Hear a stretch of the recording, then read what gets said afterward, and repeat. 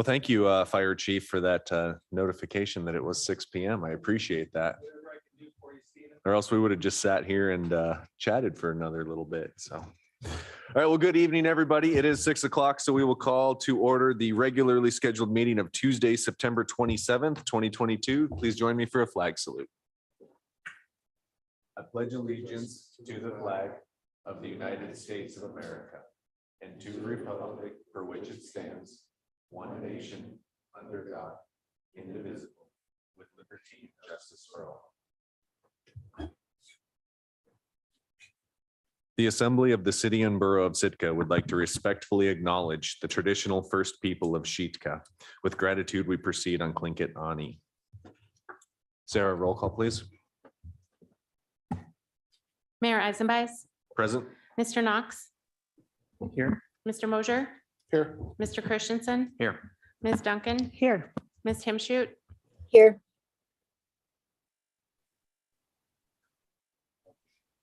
Rebecca, can you hear us? Radio check. Yeah, I'm here. We cannot hear you, however. Could you hear me earlier? Yeah, it does not appear you're on mute from our end anyway, but we still can't hear you. So Grant is in the room. I don't know if he can work on that a little bit and see what you can possibly do as well. But and Rebecca Mr. is here. Mr. Miller. Yes.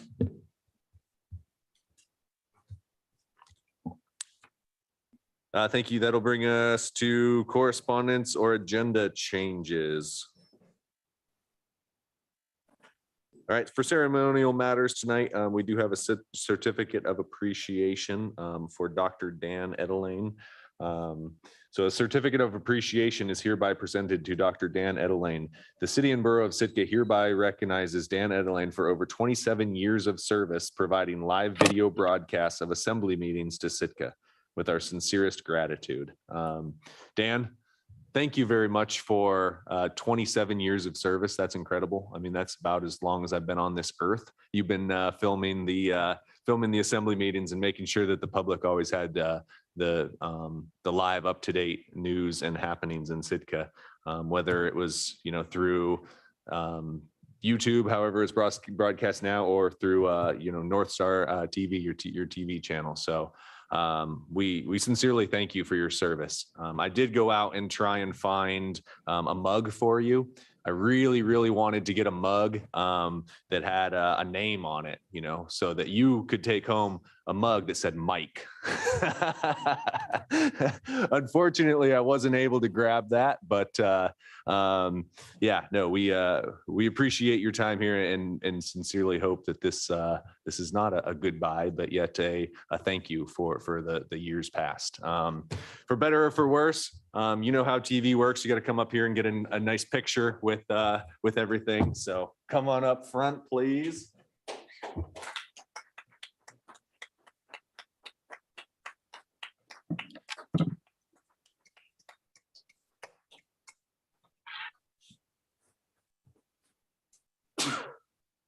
See, you don't even have to frame it.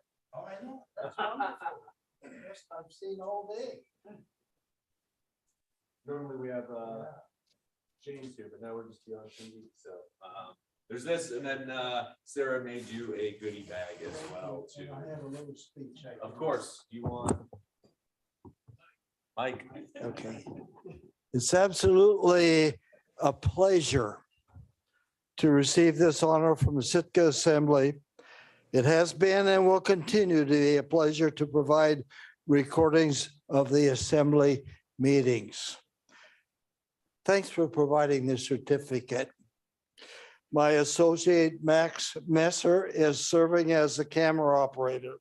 And thanks to Stephen Mayer, to John, city administrator, Brian, the attorney, and Sarah, the city clerk. Each of you provided exceptional leadership in our community. When GCI converted to Yukon TV, I lost capability to broadcast the assemblies live. We now have established a YouTube channel Sitka Community TV with a variety of local programs, including assembly meetings, school board meetings, and tomorrow's campaign at the Westmark, all on a delayed basis shown after final editing. And I heard today that we've had 7,000 viewers over the last 3 months or so. It's being well received for YouTube Sitka Community TV. Thank you for all you do for us, and we appreciate it a great deal. Thank you. Thank you, I think.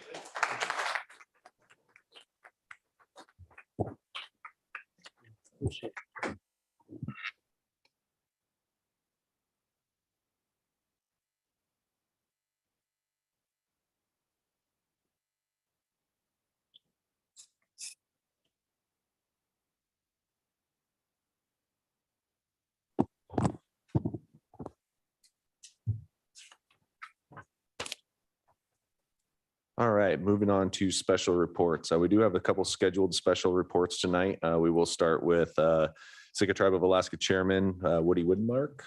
Sarah, if we could get him on the line, please.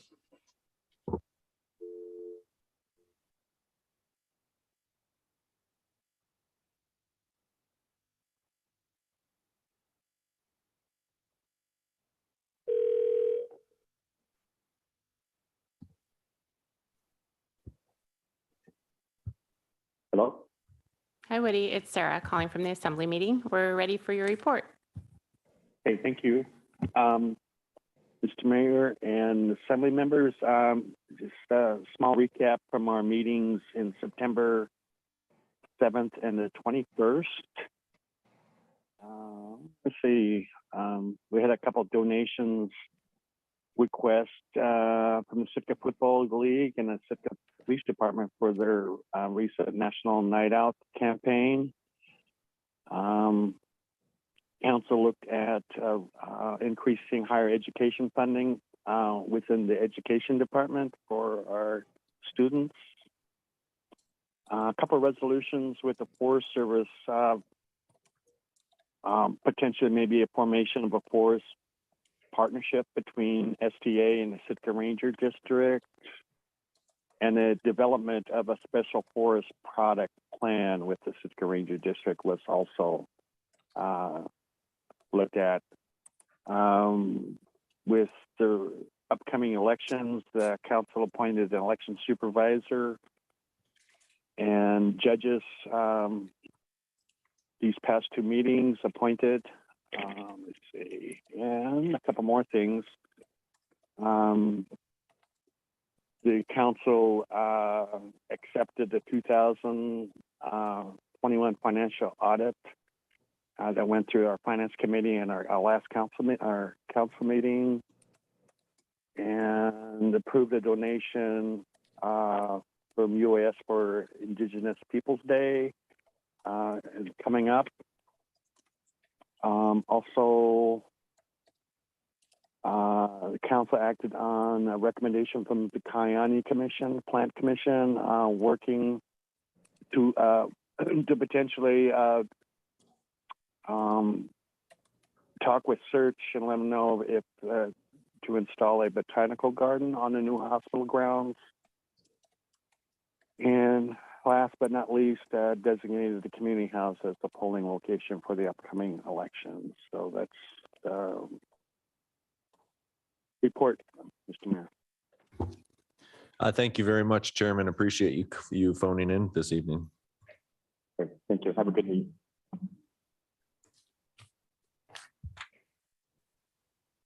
Which would bring us to our second report of the evening, the tourism survey. John, Amy is going to jump on this one. Great, thank you. Thank you, Mr. Mayor and Assembly members. Amy Ainsley, Planning and Community Development Director. I just wanted to provide a brief update to the Assembly and to the public tonight that the end of season tourism survey is available. for the public to take, for the community to take. It is online at cityofsitka.com. It's there on our front page under current news, and there's also a link on the planning department's page as well. We will be putting out paper copies at City Hall and at the library tomorrow as well. We've heard some feedback that paper copies would be appreciated, so those will also be some spots to access a paper copy. The survey is open until October 15th.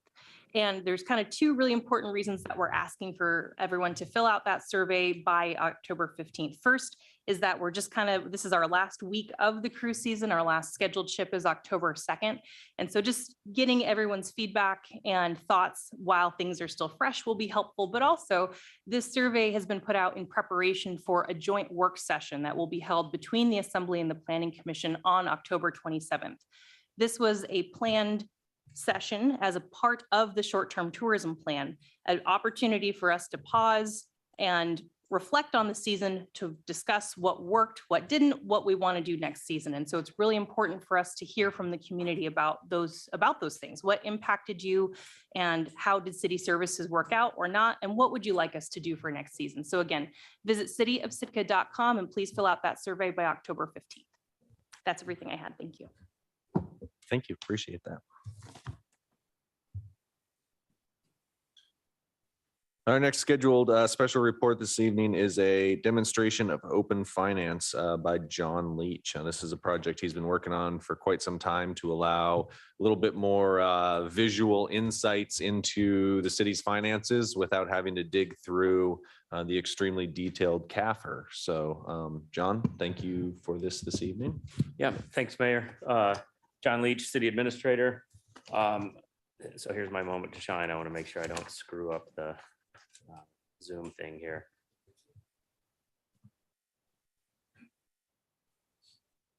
Okay. There we go.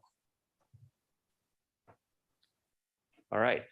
So as you mentioned already, Mayor, I made a promise even during my my interview phase before taking this job about creating a dashboard so people can get a real-time view of our finances and really just what we're doing. We started that with Balancing Act, where people can go and provide some input on what they think the budget should look like year to year. We get some interaction with that page. I encourage more, as that's what we'll use going into this next budget year for input. We're working on a similar program for capital projects in the future, where people can go in and provide input on what they think where we should focus our efforts on certain capital projects and rank those.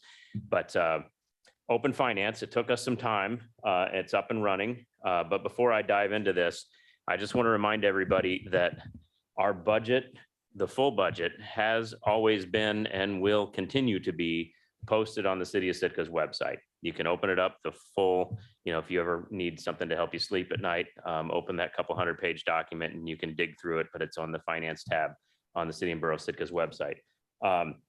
So I'll dive right in here. I hope to have this active at the beginning of October. It'll be on our homepage, and then there's a tab about halfway down the page on the right, and it says transparency, and you'll see a link for open finance. Now, something I'll kind of caution here is that our financial systems are very, very complicated. And that's what took us so long to get this put together. It was breaking on us a lot. Even the folks at Tyler Technologies that helped put this together, there were a lot of meetings with us and them, with IT, pulling finance in to make this work. So I'm hoping this tool doesn't lead to more questions. Ideally, people go and they interact with it and they do what they want with it to create less questions and have everything right out there. But we're happy to answer questions as they pop up, and you'll see some of the messages as we click through here. So again, I'll be very quick. Now, as you dive into this, there's a certain level of detail you're going to get. I know there's some who are never, ever, ever going to be satisfied with the level of detail we provide. So if you're that person that wants to know on last Tuesday, how much gas did we put in truck number 484 in the electric department, you're not going to find that. Even our financial systems aren't that dialed in. We can't get to that level of detail, but you will see, operational expenses or tools or supplies in each one of the areas. So as we go through here, you'll see the very first thing in the revenue budget and the operating budget. People are going to look at that and say, oh my gosh, we got a 97.38 million revenue budget, but the operating budget is far exceeding that. Well, there's a lot to consider here with interfund transfers and support payments. And that's why I say our systems are very complicated. But I will tell you that things match up with our general fund here versus what you see on balancing act and what you see in the books. So I'll try to not take up a whole lot more time, but I'll go through bit by bit and give you an example. If you open up our revenue budget, you can see, we'll look at the general fund. You see a bar there. It says what the general fund budget is for this year, as you see the revenue budget for 2023. And then you see two lines there. The light line is what the adopted budget is. And then the dark orange line is what real-time revenues are. And if you prefer, you can dig right into there and click on it. Now you can see where it's coming from: sales tax, property tax. But you'll keep drilling in and then it'll get to a point where you can't go any further down. So that's on the revenue side. You can always hit this return to open finance. You go right back here. And I'll skip going through every one of these, but some things that I think people will like is there's these standard reports down at the bottom where it kind of puts this information together and says, who are the top vendors? Who are the people that we have to pay the most money to over this year? You can drill into there and you can say, who are the people we pay the most money to over all of history that we have in here. So you can scroll through, see top vendors, top departments. You can see top categories. You can see your open payroll. So you can see which job functions cost us the most. And yes, if you want to see what my salary is, that's right there. And there's a quick way to get to it. You can go in the search bar and you can just type in administrator. Some choices will pop up there. It's thinking, but you can go to open payroll, click on administrator, and it's going to show exactly what is budgeted and what real time is coming through from me. If you want to look at all the payroll, all the expenses, all the tabs at the top here, you can go to open payroll. You can search by department. And this is the last thing I will throw out there. So I'll use police, for example. If you click on police, because it was up there, you're going to see this high number for police officers. That doesn't mean one police officer gets paid that. When you click in on that, then it breaks it down to employee ID number. So you can see that it's kind of consolidating a bunch of the officer positions into one on that higher level report. So again, that's a very a brief look at it. I encourage people to go mess around with it, find the bugs, let me know where it doesn't work. And if there's more information that you want to see and we're able to provide that through our systems, we will gladly do that. So hopefully by the beginning of October, I will have this up and live on the website. So thank you for your time. Great, appreciate that. Hope that that's going to be as useful for the community as the time that you spent getting it live and active. And I think it'd be helpful to remind people periodically that does exist as your time develops here. Which would bring us to our last scheduled report this evening, the Sitka Seaplane Base 30% design update. Michael Harmon, it looks like you got this one.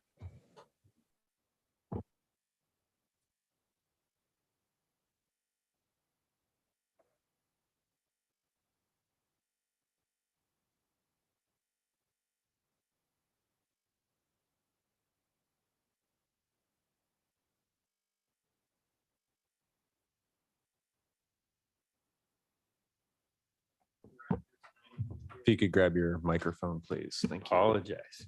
Michael Harmon, Public Works Director. Tonight, I'm going to give a quick 35% milestone update on the Sitka Seaplane Base. I say quick because there's a lot to this project. You may not think it's as quick as you wanted, so you can tell me to move along if I'm taking too long. Also, I'll try and go fairly rapid, so if there's anything you want me to expand upon, just jump in on any slide and fire away with questions. So project overview, I'm going to go over the timeline, the current engineering design at 35%, some nuances that are going on with the environmental process. and our steps moving forward and status of the land acquisition, overall projects schedule and next steps moving forward. This project is, many of you probably know, been going on for over 20 years now, but I always like to go back through and talk a little history.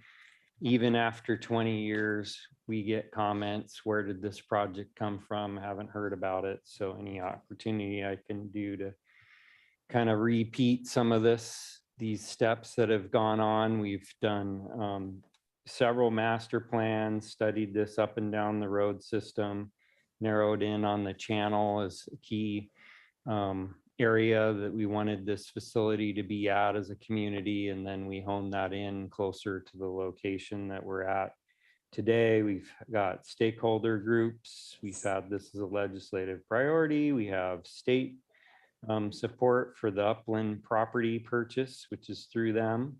We've had the assembly adopted as a high priority project over the years. We most recently adopted a resolution in about a year ago in 2021, really solidifying the location and to move forward into the design phase of the project, which that was a large commitment on the FAA funding side. Once you do that, you're committing to build some sort of project, or you're at risk of needing to pay back any funds that we've spent in those phases. 20 some years later, do we have any opposition or concerns for this project? Absolutely. If you recall, a year ago when we had that resolution, we had presentations from different bodies with concerns. Those concerns are addressed through the environmental process under the federal project guidelines. So that is continuing to be addressed, and I'll talk about that a little bit more in future slides. But the environmental process, big picture, is supposed to look at based on the scope of the project. Is it right sized? Is it in the right location? Is there any major red flags that would say it shouldn't move forward? Then next steps, if it can move forward, are there anything that should be mitigated, any impacts associated to it? That has been gone through, and we got the highest level of approval, so to speak, of a finding of no significant impact. That means, yes, it's a appropriate location, appropriate scope, and there is not any major mitigation that has to happen as a result of the project. So that happened back in September, I believe, of 2021 that we got that status. Some concerns moving forward outside of that will be addressed through things like partnerships, like with STA, to have them involved on the archaeological findings that we may discover during construction. So we'll work on setting up agreement with them if they'd like to be on site and be involved in that. So we're also working steps in those regards. The existing Seaplane base, woefully undersized for the needs that are projected in the business case studies that have been done. I think you're aware it's at the end of its functional life. We've done some emergency repairs to it to keep it afloat. Even those repairs will soon be coming to the end of their design lives. Locations not ideal for any type of expansion that meets the future needs. There's conflicts in the channel in this location, any number of things. So that's why we're here today, why we are looking at a new facility to meet the future projections, and why we are looking at a different location. As this project moved forward more specifically in the last couple of years, we've ramped up scoping meetings, public processes, mainly through the environmental process. What has allowed this project really to move forward to the next level is the state's commitment when we made it a high legislative priority and lobbied the state to participate in selling the uplands that allowed the project to get off dead center, so to speak, over all the years, and really elevated into a moving forward project with the federal funding. So pretty standard process. Environmental's heavily involved in getting stakeholders together, and outreach is demonstrated in this slide over that stage of the project up to the 35%. When we last left this September 2021, we passed the resolution adopting this location and general concept scope of project. This drawing just depicts what we presented a year ago for that resolution. And basically what you're looking at here, where you see, I guess I can use my cursor here, everything in the, oops, gentle with the cursor. Everything that you see in these contoured dark lines is your water infrastructure. What you're seeing here is a dock that stretches out here in the yellow, and these are individual permanent moorage spots for seaplanes on both sides of it. And these little depictions here are the different types of planes parking on both sides of this.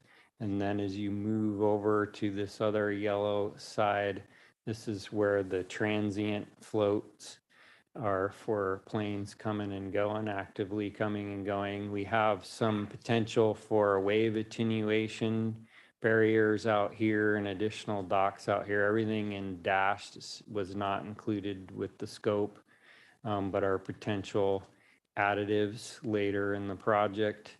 And you have a drive down ramp, so you can drive down and get better access to the planes. And then you have an upland facility here that consists of a ramp to pull planes out of the water to do work on them, park them throughout a working yard here, have a parking area for activities to come and go, especially for not only the permanent moorage, but of course the transient use. If you have some type of commercial activity, how do those passengers park and come and go from the facility?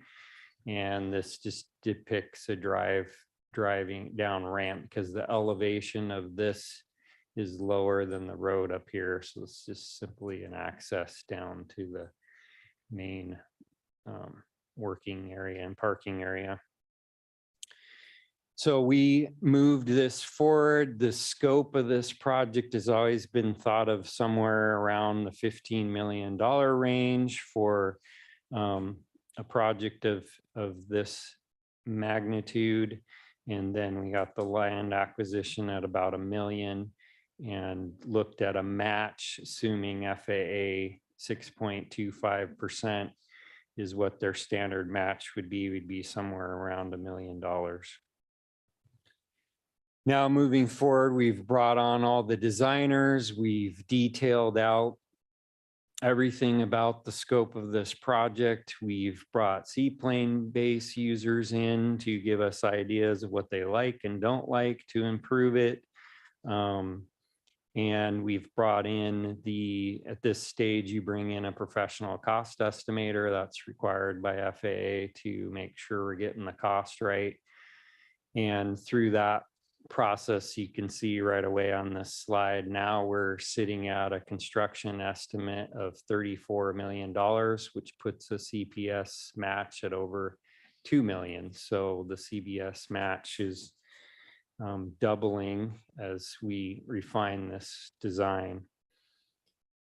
Looking at, so this better depicts the water side. Pretty similar scope to what we presented a year ago, a little bit of expansion of more transient here that we added, and some small bells and whistles. We've also taken some things away. So all in all, the scope's not much different. This details out the uplands. You can see pretty similar. You have a ramp to pull out the planes, parking areas moved a little bit, but more or less nothing has significantly changed from when the scope was approved.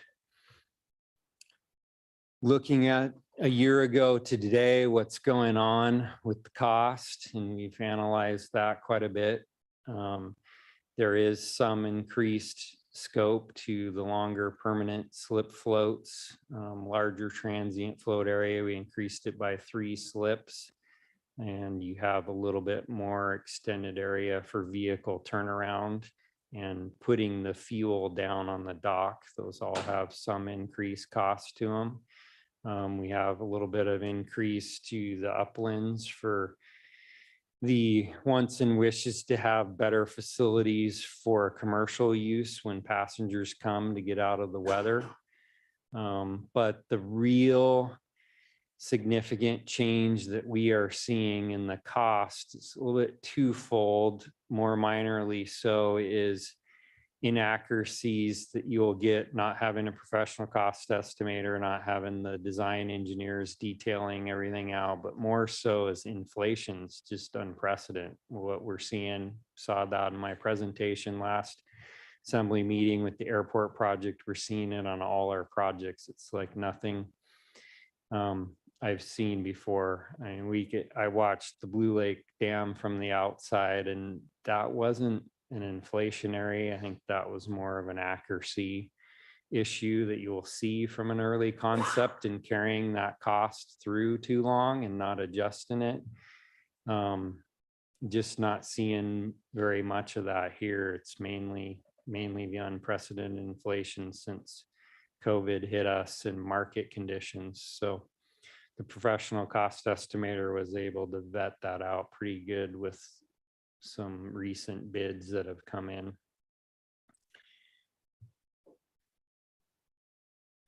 So with that increased cost, what does that look to our budget today? This just outlines what we've expended in our encumbrances to date, what grants we have to date on the top there. Looking forward, we still have to accomplish the land acquisition at just under $1 million.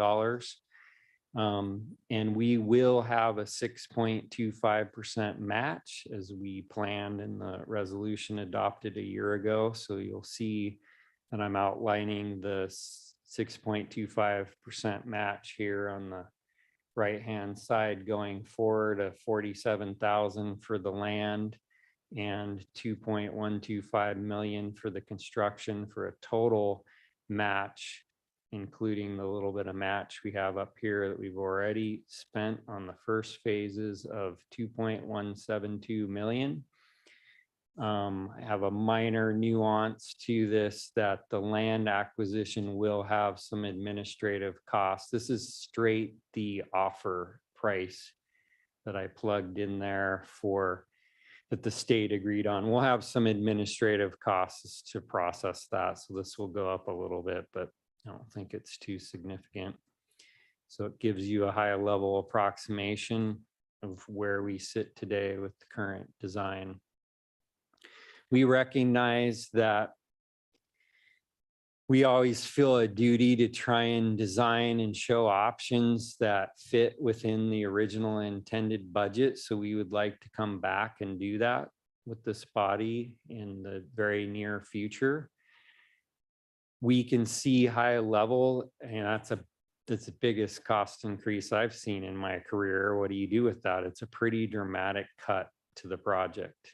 And we have a small match, so it's not, I don't see it as an easy decision when you look at the amount that you will give up for that extra $1 million match. But we want to bring that forward and have a very important discussion about setting that match at the right level, which sets our design at the right level as we move forward. We're at 35%. That's the time to do it. We don't want to do a 65% design, which is very expensive at the wrong scoping level. So these areas highlight what you would have to cut out. We'd be looking at on the water side, cutting out a lot of the transient where you'd have 2 transient over here and cutting out the most the FAA is going to allow us to cut out of the permanent mortgage based on the business case. If they're going to fund it, they won't let us cut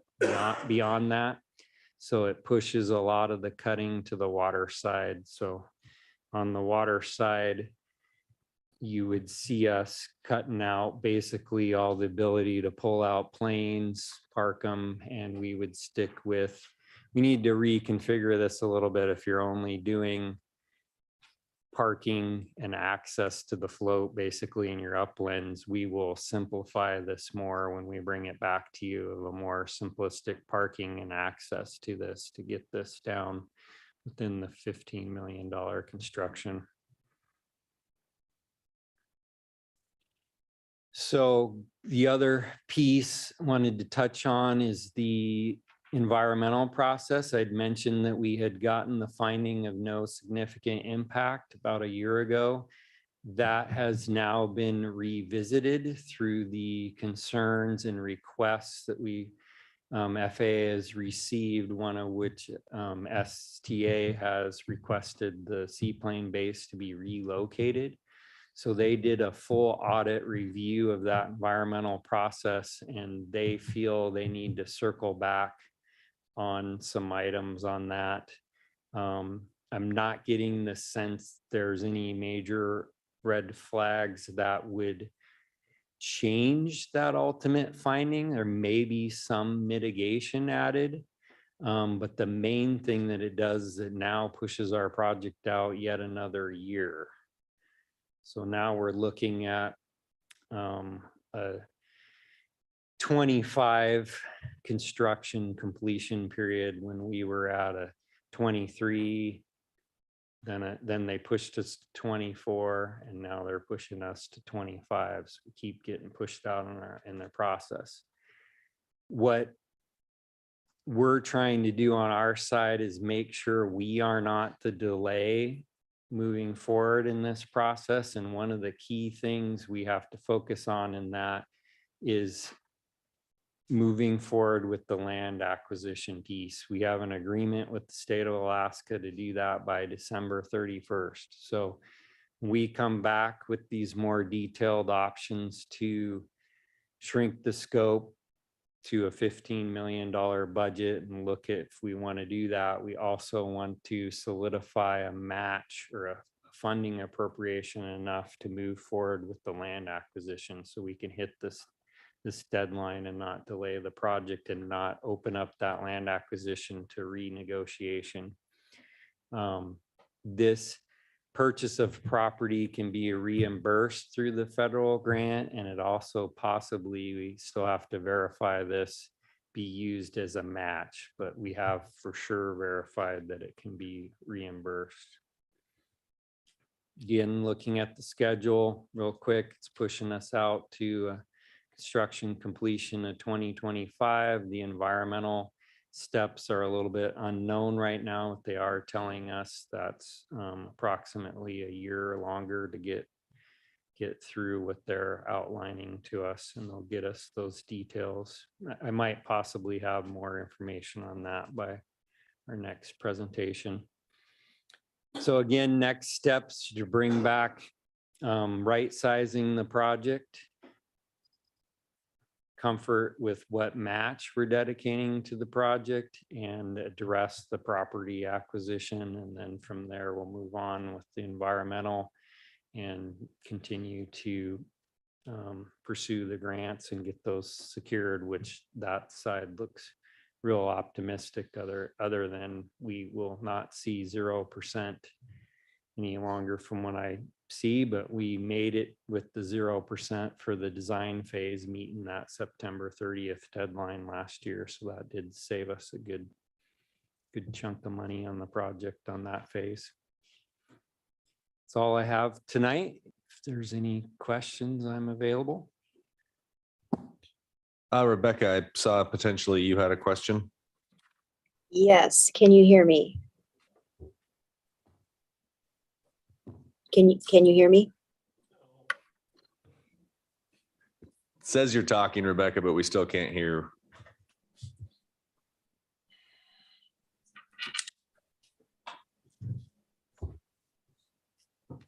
I'm sorry, Rebecca, we still don't have you. I'll see what we can do on our end again. Yeah, I'll call in. Is there any other questions from the assembly? Thank you, Michael, for that. Appreciate you updating us, and then appreciate bringing it back to the assembly for a proper scoping. 34 million is quite different than 15 million. However, with such a small match, I think a business case can be made on that side as well. It'll be an interesting discussion for sure. So appreciate your time. Thank you. All right, so continuing on with our special reports, is there any other government to government reports this evening? Municipal boards, commissions, committees, Your meeting ID followed by pound. municipal departments,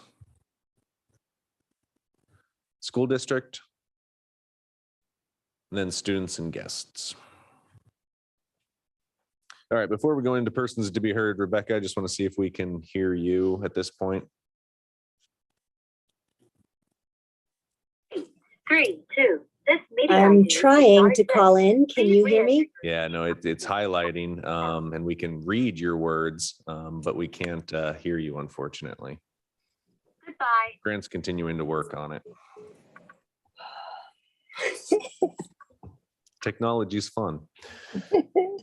All right, so this will bring us to persons to be heard. This is public participation for any item off of tonight's agenda, not to exceed 3 minutes for any individual.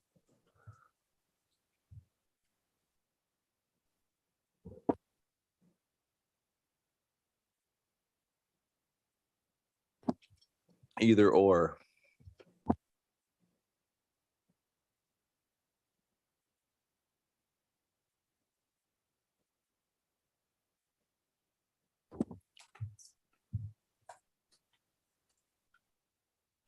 My name is Ryan Herbert. Lately, I've been looking at everything that's been happening. I'm sorry I haven't been here. I've been trying to build a city and do it for free. So I joined the Master Mentorship Program. That's $14,000. B&B University was $11,000, $10,000 scholarship I got. So $1,000 is what it cost me to learn how to turn rental properties into B&Bs, which I can make $2,000 a room for everyone that I rent. I can rent the next place and give that to students for $250 a room. So essentially I can fix the housing problem with that. So tourists coming here would pay for cost of living for locals. So essentially the Airbnbs would pay for the locals' rooms at a reduced cost. Zero to Dangerous is teaching people how to take distraction out of life and let creativity flow. So I'll be running that class as soon as I finish my college course in it. Path to Prosperity Conference with Eileen Wilder and Leroy. I will be teaching that once I learn that one. Perfect Week Method, Tad Clayton, Tim Uchek, $14,800 class I will be taking and then teaching kids that.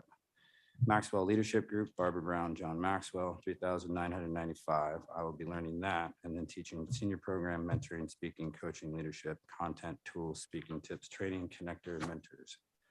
So with all that, I'm bringing Star Diamond University to this town. They've already done a fake ad, found 282 jobs in less than 2 days. They run the biggest construction company in the world or in the US.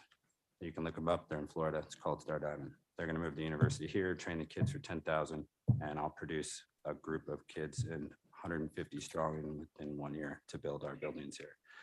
The other one is Todd Sudek, which is Dean King University. He's agreed to give me $100,000 worth of education for as many kids I want to put into it. So that's one child. Actually, it's 10 kids, one per program, and there's 10 programs. So $100,000 education, he says I can bring as many kids I want. So if I put 10 kids in it, it's $1 million education. Put 100 kids in it, it's a $10 million education for 100 grand. And all the tools and all the advertising, the business, everything. He teaches everything for 3 years.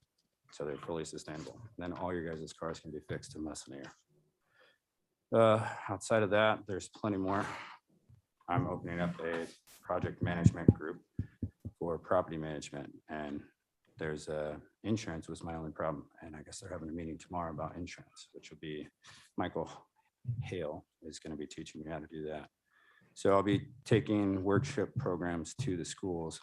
So every student every year will be graduating with about a $60,000 to $80,000 increase in their budget and a company once they graduate high school to fix this down. And that's all free.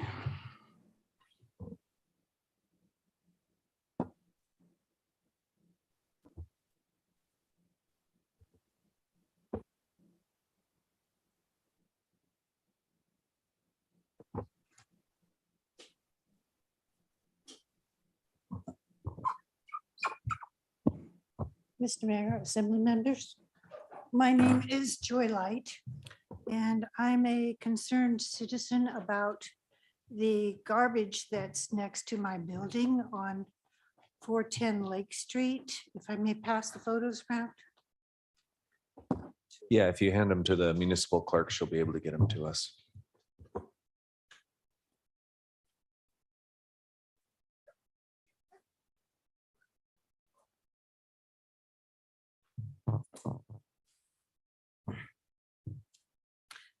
I've been to a couple of different agencies to try and figure out what can be done about this problem. It's an eyesore for the city, and I understand after talking to the fire chief that there is no ordinance to govern persons from having trash in their yard. I mean, this not only, this property not only is distributing meth and drugs, and nobody's paying any attention to it. It needs to be cleaned up. There's like black mold, which causes skin rashes, sinus problems, red eyes. I've been looking at this for like 3 years, and it's not fair that we can have the end of DeGraff cut off with no word at all with talking to the assembly or anybody else that I know of. And that can be done like that, and nobody cares about garbage all over the yard. It's a disgrace for our town to have this right in the middle of town. It's right next to the senior center and Swan Lake Terrace. And it's just, I don't know. I don't know why that there is no ordinance. We need to incorporate a law ruling against the garbage on the property with derelict trucks and cars filled with garbage, not for the fishing paraphernalia. I mean, that's not garbage. That's stuff piled up in property, and that's understandable. We're a fishing village. But I would really, really like to see this garbage picked up. I mean, if we just have to take a dump truck and go over there and pick it up and just throw it away, I would be very happy. But this has gone on for 3 years and nothing can be done because the ordinance, there's no city ordinance. There's nothing in, there's just, every time I come up with something, it has to be an ordinance made by you, I guess, to have these people clean up this place. The people that are there are not the owners, they're drug dealers, and they go to the owner, and the owner doesn't respond because he doesn't have to. So that's it. Thank you. Thanks for bringing that to our attention. Your pictures did get passed around and are back at your seat now.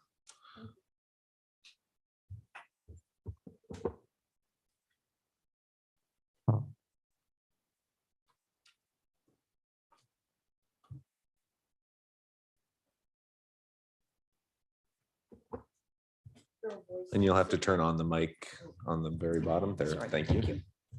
Carol Voisin, Sitka. ICLEI, ICLEI, or International Council for Local Environmental Initiatives. More accurately, it is also identified as Local Governments for Sustainability, and it was founded in 1990.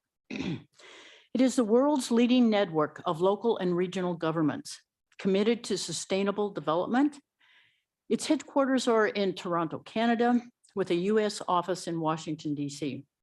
It is an independent nonprofit, not part of the United Nations, even though it is a worldwide organization. The evaluative and comprehensive tools that it provides for municipalities are invaluable, especially for smaller communities like Sitka. I say this because this is what they provide. a software platform for completing greenhouse gas inventories. And we all know that these inventories are required for most grant applications. Also provides a live person tech assistance for frameworks and networks to advance sustainability. Also provides platforms and live person assistance, and this is really important, live person assistance for completing federal and state grants as they come available. And it seems to me this is invaluable given the federal and state money that is coming available for infrastructure and for climate and sustainable programs. I asked the Assembly. Wait a minute. Oh, with this membership, I'm asking for the membership. With this membership, we can be shovel ready for grant applications. Our new sustainability coordinator and commission can both benefit immeasurably from this resource. Both Homer and Anchorage have membership and are very lively participants in ICLEI. I asked the Assembly to direct the administrator to allocate funds for an ICLEI membership. Sitka was a member in 2008 through to 2012, and this membership is more needed now than ever before. I'll send each of you and the administrator an email with a link to the site so you can see for yourself.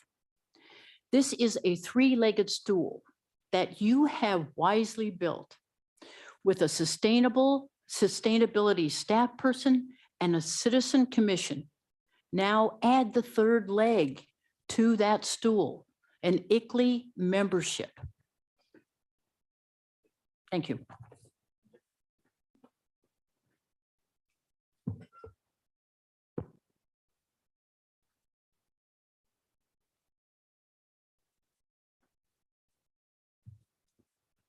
Good evening, Kent Barkow here. I just wanted to add to what Carol said.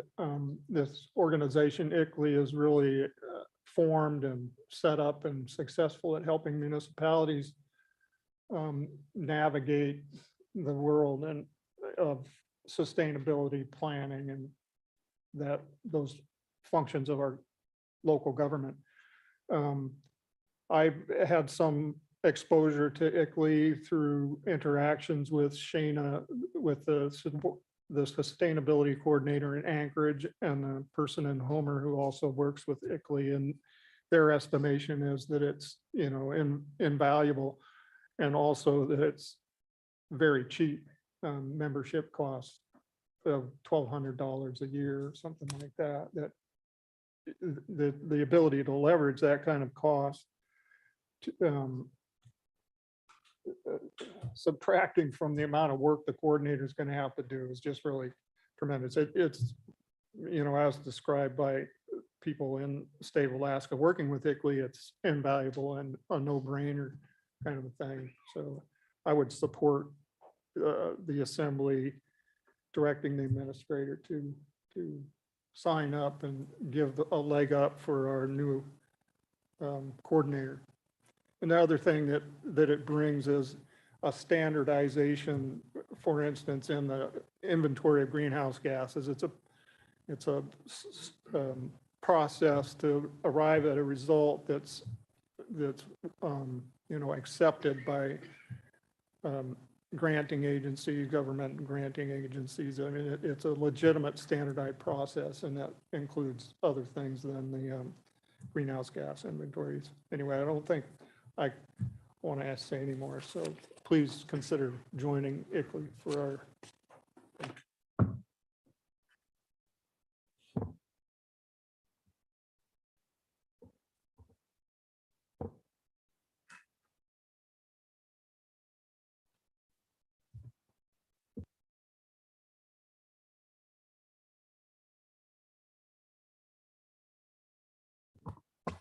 Good evening, Assembly. This is Richard Ween speaking.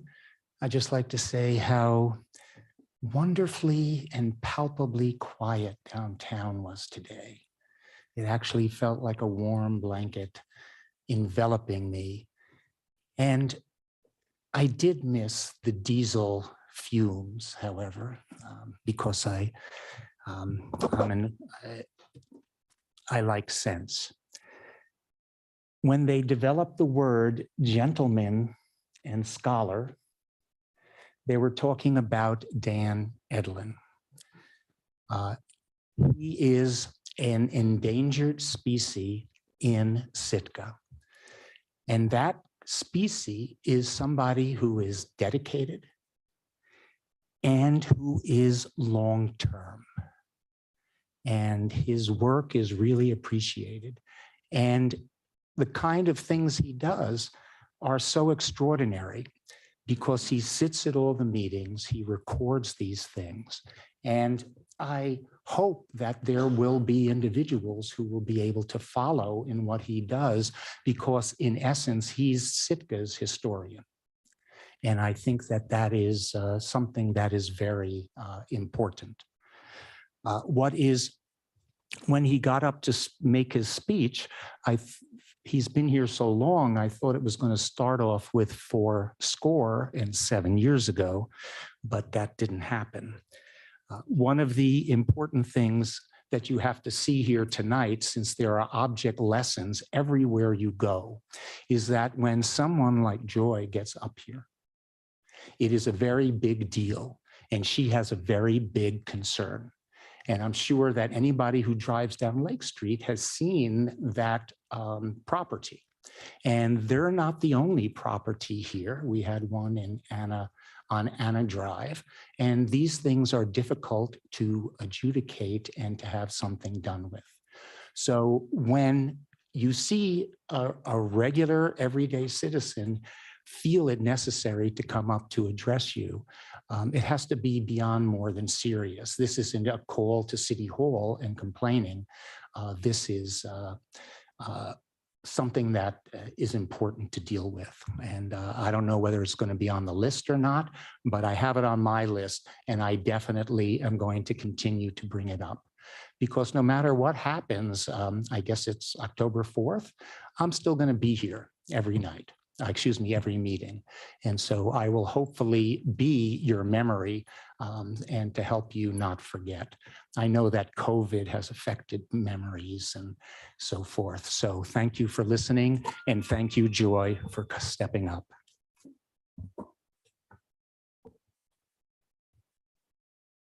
Anyone else to address the assembly this evening?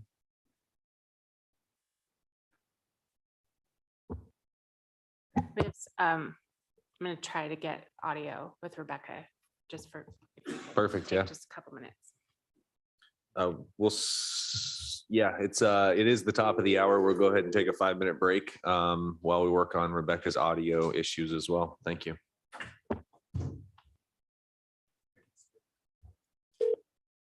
Welcome to Zoom. Enter your meeting ID followed by pound.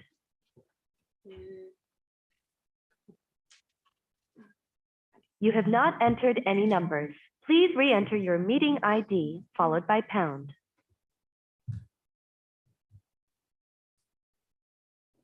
You have not entered any numbers. Please re-enter your meeting ID followed by pound.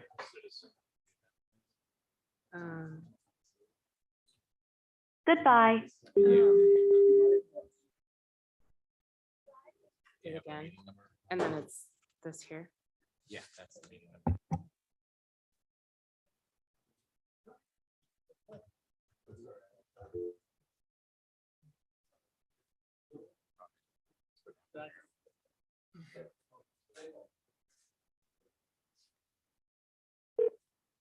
Welcome to Zoom. Enter meeting ID.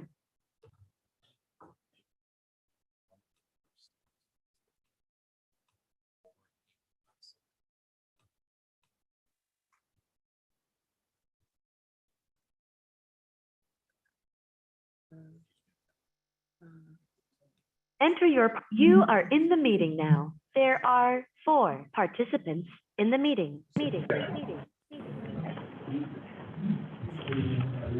Light a match when you're in.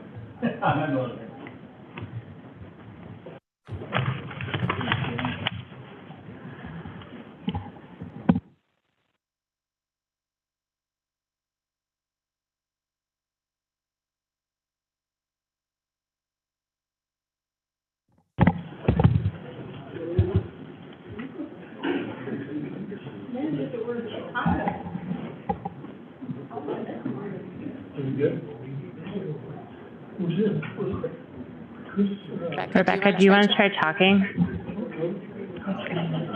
How's that?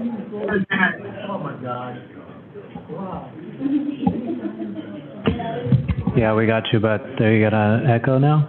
Are we good? Yeah, I heard the echo. Oh, we're good. Perfect. Okay, thanks, you guys.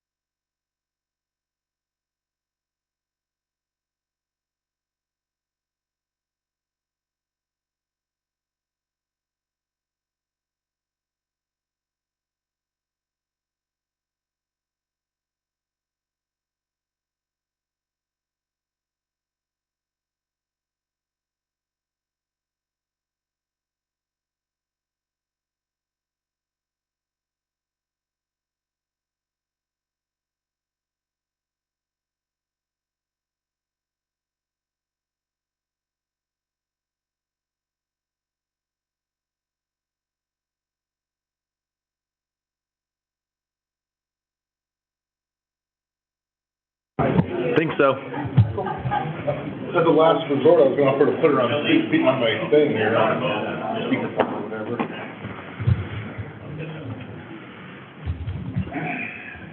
Well, welcome, Rebecca. Can we hear you now? I sure hope so. No, we can. That's much better. So glad you could participate in spirit and in voice now. I can't so see you guys. Is there a way for me to be able to see you?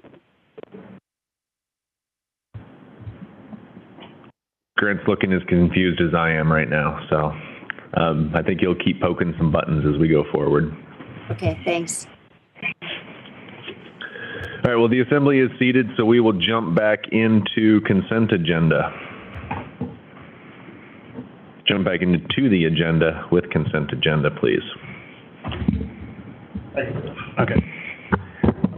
I move to approve the consent agenda consisting of item A, approve the September 13 Assembly meeting minutes, and item B, approve the following liquor license documents. Number 1, a liquor license transfer of ownership, location, application, restaurant, designation permit application, and premises diagram application submitted by DPJD Inc., DBA Nugget Restaurant at 600 Airport Road, SDEA, and HPR Group Inc., DBA Halibut Point Crab and Chowder at 4513 Halibut Point Road, Suite 102, and 2, a new liquor license application, restaurant designation permit application, and premises diagram application submitted by DPJD Inc., DBA Nugget Restaurant at 600 Airport Road, Suite STEA. Second. It's been moved and seconded to approve items A and B. Is there any public comment?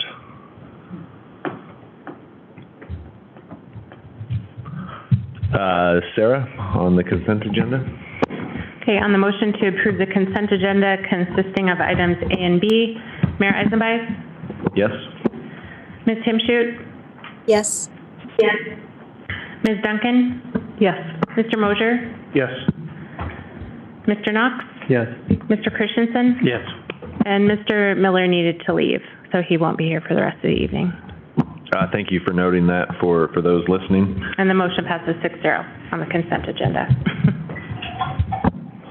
There are no board committee appointments this evening, so we'll go back into unfinished business. Item C, please. I move to approve ordinance 2022-23 on second and final reading, amending Title IV Revenue and Finance of the Sitka General Code by amending Chapter 4.12 Property Tax, Section 4.12025 Exemptions. Second. It's been moved and seconded to approve ordinance 22-23. Is there any public comment?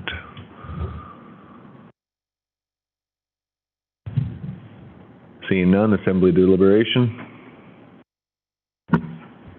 Sarah?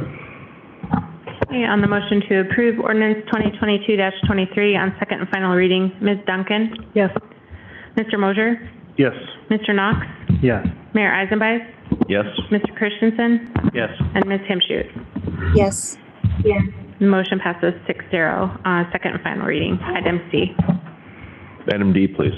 I move to approve ordinance 2022-24 on second and final reading, updating Title IX Health and Sanitation of the Sitka General Code by modifying Chapter 9.16 Ambulance Service.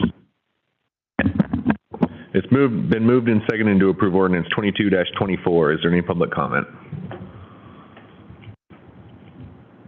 Seeing none, assembly deliberation. Sarah? Okay, on the motion to approve this ordinance on second and final reading, Mr. Christensen, Yes. Ms. Timshoot, Yes. Ms. Duncan, Yes. Mr. Knox, Yes. Mr. Mosier, Yes. and Mayor Eisenbeis. Yes. Okay, the motion passes 6-0 on second and final reading. Item D. Item E, please. I move to Go ahead. Ordinance 2022-25 on second and final reading, making supplemental appropriations for fiscal year 2023, the Crescent Harbor Finger Repair. Second.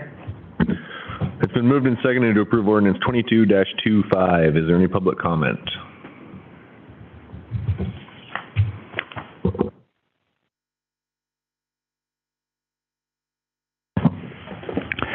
Good evening. This is Richard Wien. This item definitely deserves comment because it needs to be emphasized that this action, which caused the damage on the Crescent Harbor float, is at the end of the day going to cost the city potentially $250,000. It doesn't make a difference what fund it comes out of, but it comes out of our money. And as with anything in life, sometimes you have to ask the question, who pays? And I think that, again, everything is an object lesson. This is a lesson. I hope the individuals who were involved in this understand the absolute import of their actions, but the city will actually feel the consequences, meaning have to replace a costly float from a new harbor. So it needed to be emphasized. This is going to cost potentially $250,000. So thank you. Any other public comment? Assembly deliberation? Sarah? Okay, on the motion to approve ordinance 2022-25 on second and final reading, Ms. Himshoot? Yes. Mr. Christensen? Yes. Ms. Duncan? Yes. Mr. Knox? Yes. Mr. Mosier? Yes. And Mayor Eisenbeis? Yes. Motion passes 6-0. Item E. Bring us to new business, item F. I move to approve resolution 2022-26 on first and final reading, adopting the document named the Sitka 2022 through 27 strategic plan. Second. This evening, we're going to have Sarah Singer Wilson give us a presentation via Zoom to go over this, and then we will open it up to public comment after the presentation. So even though it may be a lengthy presentation, we will not forget the public comment section. I believe it to be more beneficial to hear from her before we do jump into that part. So John, did you have anything to start this off? If not, we'll turn it over to Sarah. Just very quickly, I see Sarah on the line, so thanks for hanging in there and being here with us tonight. I'm excited to get this presented to the community. This has been when we start January, February of this year, it's been a pretty comprehensive process. And I thank Sarah and Melissa, who popped in here too, and everybody else that was involved in this. I thank everybody for their work. And with that, I'll turn it over to Sarah to start the presentation. Thanks. All right, good evening, Mayor and Assembly members. I'm going to share my screen. Hopefully you all can see that. And just take you through an overview of the strategic plan and the journey and how we got to the mission, vision, values, goals, and actions that you see in the document. And I know many of the Assembly members were with us last month or earlier this month, I should say, on the 1st when we were sharing an overview of the outreach. But this is really to benefit anybody who may have missed that presentation, as well as members of the public, so they can see how this has progressed. So I'll do a quick recap of the process, talk a little bit about the outreach results, a quick overview of what's in the plan, talk briefly about the mission, vision, values, the goals, the actions, as well as we have a public comment review period. And so I'll talk about maybe some of the changes that we've made to the plan as a result of that review process. And then just talk about implementation and next steps in moving your plan forward. So just a quick recap of our process. We started with these goals in mind, that we wanted to develop a plan to guide the city and borough of Sitka over the next 5 years. And we wanted the plan to be informed by the public engagement gathered through the lengthy comprehensive plan update that you did. You guys had a really comprehensive engagement process for that, as well as some additional targeted outreach. And then last, have a process and plan that identifies the vision, the values, some critical strategic initiatives, high-level goals, and a reporting framework to help to foster that accountability. So as John mentioned, we started this process back in January, scoping and planning the process. We did some work with the Assembly at the workshop in March. In April, we developed our communications and engagement strategy, and then launched that engagement at the end of April and did outreach with the community through the end of July, developing the plan in August and September. And then hopefully tonight we'll be able to adopt the plan and celebrate the good work and recognize all of the contributions that everyone has made, and then begin the implementation process. So that's where we've been. Okay, so now just a quick overview of the engagement. I'll talk about some of the activities we did, as well as the results of the survey and the other engagement data. So we had some goals in developing our strategy. So engage those targeted stakeholders, build on the results of the broad engagement done through the comprehensive planning process, create some project awareness both across the organization and the community, and then facilitate inclusive outreach opportunities to make sure that the results of that are reflective of the community.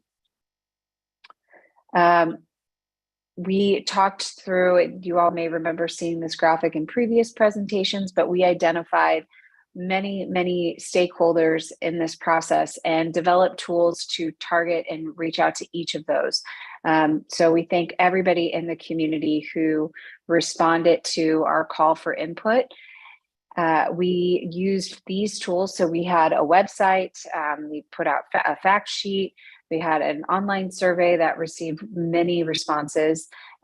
We also pushed it out to social media to generate some buzz and attention. We had media releases, we did radio interviews, we had focus groups. Melissa was out doing lots of presentations. We also had some virtual presentations with community groups. There was a notice that went out with utility bills. We did some community leader interviews. And then we also had a survey developed specifically for staff and some outreach tools to engage the organization. So this is kind of just what that outreach, that engagement calendar looked like. So you can see the community survey. We actually opened that in March and it ran through the end of July. So many opportunities for people to get involved. And then we kept that engagement going throughout the duration of the project on the website, social media, radio, and news. So, and then I don't know if you all had a chance to see it, but our we sent out an e-blast to, I think it was almost 800 people. And those were folks who had signed up or who had taken the survey or who participated in some capacity in the outreach. So we did an e-blast to folks. And at the end of when the draft was ready, and put a little video out kind of explaining what was in the plan, how to provide public comment on the plan, and just put one last tool out to try and generate some interest and gather feedback from folks. So we had 635 respondents to that online survey. We did 8 community leader interviews, 11 of those community group presentations. We hosted several focus groups and had 35 total people participate in those. Through some of the analytics we pulled from social media, we had about 646 people that we reached through the city and borough sites. And then this was at last count, 912 website visitors, but that after we sent out that e-blast, we had quite a bit more traffic that went on the website. So I can give you guys an update if you're interested after the presentation. The outreach themes. So hopefully this looks somewhat familiar to you because this is what came out of, we started with these themes in the workshop with the assembly back in March. And the themes here that you see: affordability, quality of life, fiscal sustainability, communications and engagement, organizational development, infrastructure, and economic development. Those were the themes that helped to guide the outreach questions. And what you see here are some of the themes that came out when we asked questions around these topics. These were the things that we heard. So around affordability and quality of life, we heard things about access to childcare and affordable housing and cost of utilities and the impacts of tourism and food security. Those are the things that rose to the top of the list when thinking about people's quality of life in Sitka. And economic development, we heard a lot about supporting the existing industries in Sitka. So the fishing marine industry, government and healthcare, tourism, creating sustainable economic growth, and thinking about what is the city's role in supporting that. And then one of the important things that came out of what kind of business support services and training are being offered to the industries in Sitka. And so that would be things like HR services, accounting, bookkeeping services. So those were things that were identified as a need to help bolster economic development. In the realm of infrastructure, we heard about just proactive management and thinking about the levels of service that are needed and the resources to support that. Thinking about finding revenue to address existing needs versus adding more things to the system, and addressing deferred maintenance through asset management. In the realm of organizational development, we've received a lot of really valuable comments from the city staff. And some of the things we heard were around just having workforce development opportunities, thinking about succession planning, and having some integration and standardization of policies and procedures to help foster some more stability across the organization. A couple more areas here, and communications and engagement. Just thinking about some of these things were things we talked about in the workshop, but just increasing overall engagement and participation, to be doing a better job of telling the story, telling CBS's story, building relationships with some of the historically underrepresented groups, addressing those barriers to participation, and then thinking about CBS's role as a convener. You guys have many, many community groups, nonprofits that all want to help and participate in making the community a great place to live. And so what can CBS do to help convene and leverage some of that expertise and talent within your community? And then last, fiscal sustainability, just thinking about, there's some actions you'll see in the strategic plan around creating policies to help with debt management and creating that discipline to foster sustainability for long-term planning. So those were some of the themes we heard in the outreach. In the staff survey themes, so those really focused on the community survey, but the staff survey, we had 56 folks from the city respond to that. And what we learned there is that approximately half the respondents felt satisfied, feel like the city's on the right track. They find that there's an opportunity to improve in communication engagement with employees. And some of the other things there, just employee support programs and pay. Again, quality or the affordability issue is one that's felt internally as well as out in the community. Having a shared vision and goals for the team, which is why the strategic plan is exciting. And then just thinking about how to do a better job of customer service and helping to provide some consistency and, you know, sending that message that the employees are here to serve the community. So those were a few themes that came up there. As far as gaps in the outreach, a couple things just of note. And again, this kind of gets back to the theme around communication and engagement and building those relationships. We reached out to both the Sicka tribe in Alaska and the Filipino community.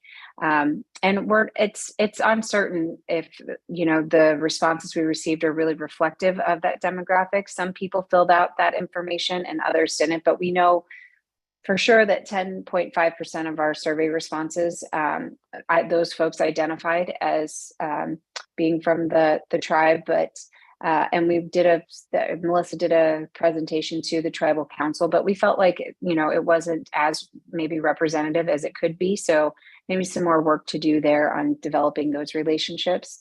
The Filipino community, kind of similar situation. It's a small portion of the community, but the data doesn't necessarily show that that perspective is specifically represented. Maybe people responded, but they didn't identify specifically as Filipino. So there could be some more work to do there as well in building those relationships. During the community review process, so we opened it up, we had the document out on the website, we received a couple emails. So from September 5th through the 19th, we received 21 specific responses to the survey that we posted online.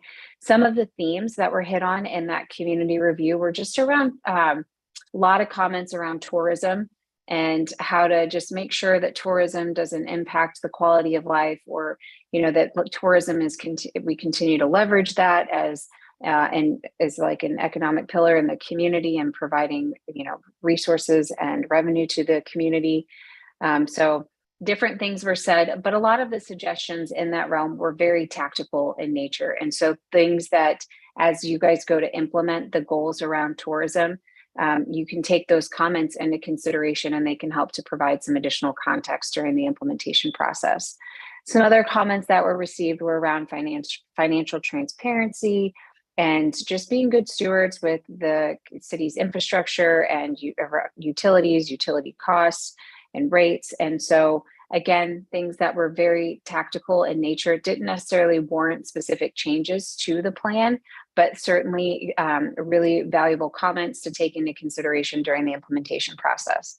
And the last one here, this one did warrant a change to the plan. So we received some comments around, how is the plan reflecting access to nature and trails? And there's a lot of work already being done in this realm. And so there was an additional action added in one of the goal areas to reference this. And I'll touch on that when we get to that point. So as far as what's in the plan, what you'll see in there, we talk about there's an introduction, the process that we went through, introduced people to the mission, the vision, the values, the goals, the action plan. We call out the plan implementation structure. So how are we going to stay accountable to making this happen? And then in the appendix, we included lots of the detailed engagement data so that people can see how the comments that we received, and then hopefully make that connection as to how those were reflected back in the plan. The nice thing about having all that information there is if you get a few years into the plan and you want to try to recall what the context was or the intent was in developing one of the goals or actions, you can read through and see what the community or the organization was saying there. So the mission here, why we exist, to provide public services for Sitka that support a livable community for all. We went back and forth around the language for this, but this is what felt like, the purpose, the vision. So thinking about the vision as the 5-year desired future state. And maybe this isn't achieved in 5 years. We had a question about that, but it's a target. It's something to be moving towards. And so there's 4 themes there around valuing the people and the community, being fiscally sustainable, protecting and preserving the natural environment, and being a respected employer. So those are the themes in the vision. So CBS is an organization that values everyone, proactively works together to serve the community, being fiscally sustainable to support a diverse economy and well-managed infrastructure, innovative in seeking ways to protect and preserve the natural environment, and a respected employer where people enjoy their work and provide valued public services. So that is the desired future state that we're marching towards. As far as the values, what's going to guide the organization and the assembly in getting there, keeping people front and center, and innovation, integrity, being sustainable, thinking of sustainably in all of your decisions, and then service is at the core of that. So we go through and describing these values in the plan, but this is not just something that you guys can reference as an elected body, but that the organization can integrate into their culture and how they do performance evaluations and how they tell stories about how they're living out the values as they go to implement the goals and the vision. So we see that as the compass in guiding implementation. So we have ended up with the mission, vision, values, and then 5 goals. So the first goal being to preserve quality of life and affordability for all Sitkans. And you'll see there's 5 actions here. Convening community partners to develop a community-wide strategy to improve access to childcare. So again, this was one that we heard about over and over again around childcare. And while the city is not solely responsible for that, if the appropriate level felt like bringing some of those partners together, it's a big complex problem. To figure out what the strategy is going to be is a good first step forward. Is developing a plan to improve housing options for all in Sitka, identifying opportunities to relieve the burden of utility costs. That was another one that we heard quite a bit about. Reviewing the impacts and benefits of tourism and developing policies that prioritize quality of life for those who live in Sitka. And then convening community partners to develop an action plan that will address the challenges of food security. That was not one we talked about at the assembly workshop, but it was one that came up quite often during the outreach process. The next goal area, there's 3 here. This is around improving relationships, improving communications and strengthening relationships within the community and the organization. So a communication and engagement plan, identifying opportunities to foster those relationships with the underrepresented groups, and then annually convening nonprofits, city boards, commissions, and other community groups for a summit to discuss the bigger, broader community challenges, any updates, and thinking about opportunities for collaboration. So again, thinking about that CBS is in that convener role. The next goal area is around aligning resources and financial and economic policies for a sustainable community. So developing the fiscal policies, preparing financial forecasts and life cycle models for all assets, convening the economic partners to explore the addition of business support services. So again, this was one that's responsive to the outreach that we were hearing as far as what's needed to support your local economy. And then identifying and implementing policies that will balance the benefits of tourism with the impacts on quality of life. Two more to go through here. So goal 4 is planning and investing in sustainable infrastructure. Identify and pursue funding to address existing capital needs and deferred maintenance. Asset management, you guys are already doing some work in this area, but continuing down that path. Identifying the levels of service for infrastructure. And then this was the one that was added as in response to some of the community review pieces. So collaborate with public land management agencies and stakeholders to maintain and develop sustainable active transportation infrastructure, including parks, fields, cabins, trails, and water access.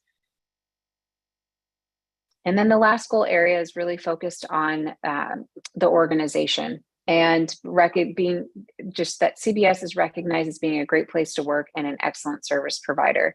So this includes developing a workforce development plan, preparing a succession plan, thinks about both the current workforce and future workforce recruitment and retention, improving customer service levels, identifying and developing the standard policies and procedures, and then developing an internal communication and engagement plan to improve flow of information. So these, again, were all suggestions that came directly from the organization. And that's it for the goals and the actions. And again, these aren't all going to be completed overnight. We'll talk about the implementation process, but the next step here is to prioritize these things and think about the resources as you guys move into the budget process, as far as which ones can be tackled first, which ones are already underway, and staff will be working on scoping those further. So with this strategic planning effort, it's not intended to just be a document that sits on a shelf. It's really intended to be a management tool so that you shift from just having a strategic plan into a culture of strategic management. That's really the goal here. And so with that goal in mind, identifying a roadmap for how you're going to check in with the plan on a regular basis and how it's going to show up in guiding some of the activities that you do, that's what this roadmap is intended to show here. So just to point out, there's a couple distinctions on the map. So the colors, as you'll see there at the bottom, the red highlights some of those there's community engagement throughout, but these red dots highlight the specific community engagement opportunities.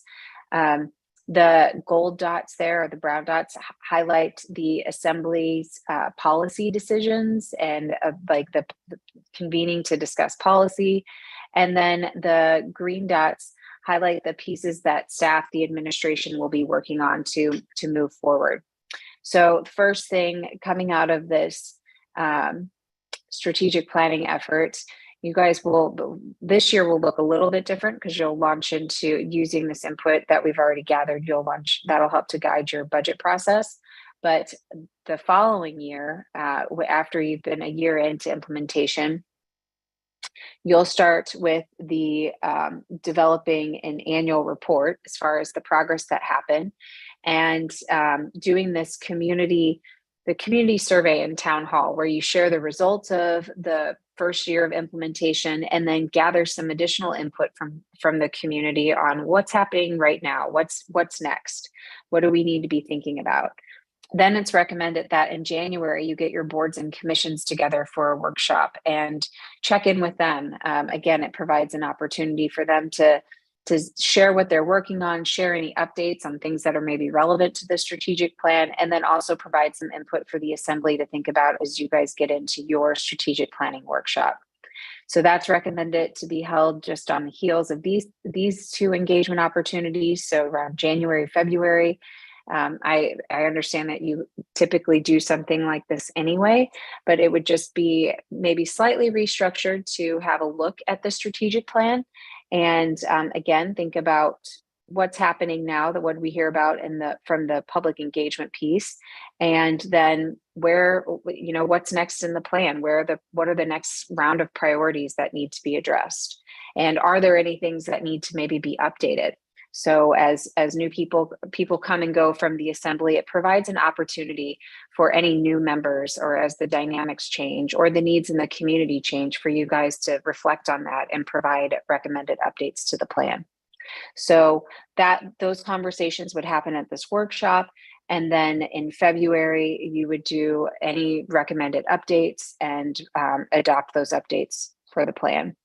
Staff would take that information, assign priorities, project leads, develop some key performance indicators and timelines, and then get into the budget development process.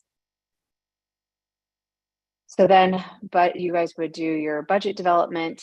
That adoption happens in June. So that's another big policy decision that's made. So again, aligning the resources with the goals that you set. This organization takes that, develops their department work plans. Implementation happens in those following months, and then it kind of begins to start all over again. You do a progress check-in in the fall, and then do your annual report at the end of the year. So the process continues on, and then it's recommended that every 5 years you do a more significant update of the plan and look again at your vision, see if it's still aligned or if it needs updating, and maybe set some new goals. And as you continue down this path, the process you'll find begins to mature, and it really does turn into a culture of strategic management. So our next steps at this point are to receive any additional public comments tonight, any feedback from the assembly, and hopefully prepare to adopt this so that staff can begin the work of implementation. And at that, I will stop, take a breath, and see if there are any questions that I can answer from the group. Sarah, you forgot the most important word on that slide, and that's celebrate. I think we all want to do that as well. Yes, I support that. Is there any questions? Actually, Sarah, you're going to be on the line for a minute still? Yes, I will be. Okay, perfect. I'm going to open it up to public comment, and then I'll come back to the assembly if they have any questions for you. So thank you for your patience and hanging out for a minute. Is there any public comment on Resolution 22-26, adopting the strategic plan? Well, I wasn't actually here for this, but that looks really familiar, if you don't mind me saying. A lot of the stuff that has been discussed was brought up during the planning process that we went through in the Planning Commission. I think it reiterates a lot of the community's needs. I will be interested to see how effective the implementation of it could be. Again, I think having, more teeth to our already comprehensive plan is a good idea. So yeah, I would just definitely agree with what has already clearly been presented as far as what I've seen sitting on the Planning Commission. So thank you. Thank you. And we didn't get your name for the record. Chris Bivey for the record. Sorry about that. Thank you. Any other comments on the strategic plans? Plan, singular, not multiple.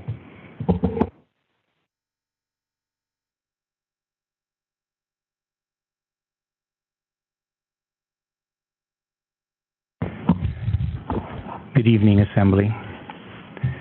This is Richard Ween. I reviewed comprehensively the strategic plan. I have it completely annotated, and I actually opined on it for over an hour. What's important to know is that this particular document is, in quotes, supposed to serve as the staff's 5-year roadmap. And I say this in all sincerity, when someone has lost their way, a roadmap is needed. And the reason I say that is because all the values, goals, missions, and everything, to me, are the eternal questions. And my basic question for this is, because these are so basic in their conceit, that this should have been considered last year, 5 years ago, 20 years ago, maybe even 50 years ago, because they are all basic questions and values that have concerned this city forever. I know you're going to pass this, but I do not feel that it is something which is revolutionary or known. Actually, to me, it appears more boilerplate. I'm sure I can change the name of the city and go to one other city and they'd say, yeah, we have these same issues. And it's the same thing. If this acts as an eye-opener to our city leaders, that we need this remedial help, then God bless you, and I feel that it will have served a purpose. I can, again, speak on this for quite a long time, but I won't belabor it. But I will ask my eternal question. How much did this cost the city? What were the costs for the consulting? And when I deal with costs, you have to take, when you had a meeting, you have to take all those who came to the meeting and deal with their hourly wage and then multiply it all out. And that is the true cost of what was going on. So what is the cost? And, good luck with them. And I firmly believe in transparency and accountability. And when this is passed, I will be happy to hold people accountable and ask for transparency, because that is the foundation of good government. So I'd like to thank Sarah Wilson for her good work. I love your graphics, etc. And I know you're a very experienced individual in this field. And so thank you very much.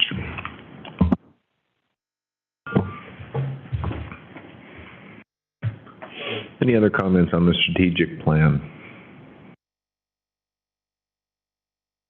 I'll bring it back to the assembly. First questions for Sarah, if there are any. Kevin? Well, I guess if we're just doing questions for Sarah. Sarah, you mentioned it during the presentation, but I know you were trying to power through it really quickly, and I want to say thank you for all your work on this. I'm very pleased with this. And I know it took a lot of work, not just from you, but from many people in the community, including those in the steering committee and all those in the public who've contributed. And I appreciate you working so hard to give the community a chance to express their concerns and their thoughts and feelings about all these things. I think that's a very huge and a valuable venue for people, and I'm very grateful to have been a part of it and allowed to support that. So just for those listening, you said the public will have a chance to contribute as time goes on. Can you give like a couple specifics so people, if they're like thinking as, a couple months from now, you know what, I heard about that, I contributed and I wonder what's going on right now, or I have this opinion on this. Can you kind of like let the public and the assembly know?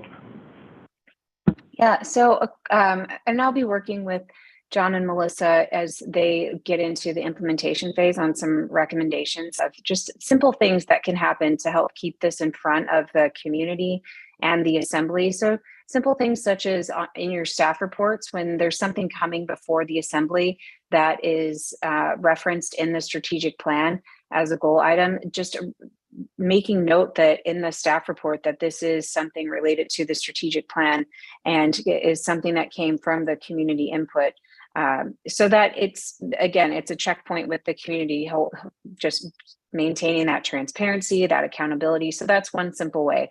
Another checkpoint at the end of the year when you've been a year into implementation, every action item that the organization is working on, they will, whoever the project manager is for that effort, will have to provide an update to the city manager so that you can put that annual report together. And then that's something that should be circulated out with the community. So, maybe it comes to an assembly meeting, you guys announce that it's out there. Maybe there's a celebration that goes with it. There's nothing wrong with bringing people together to celebrate good work.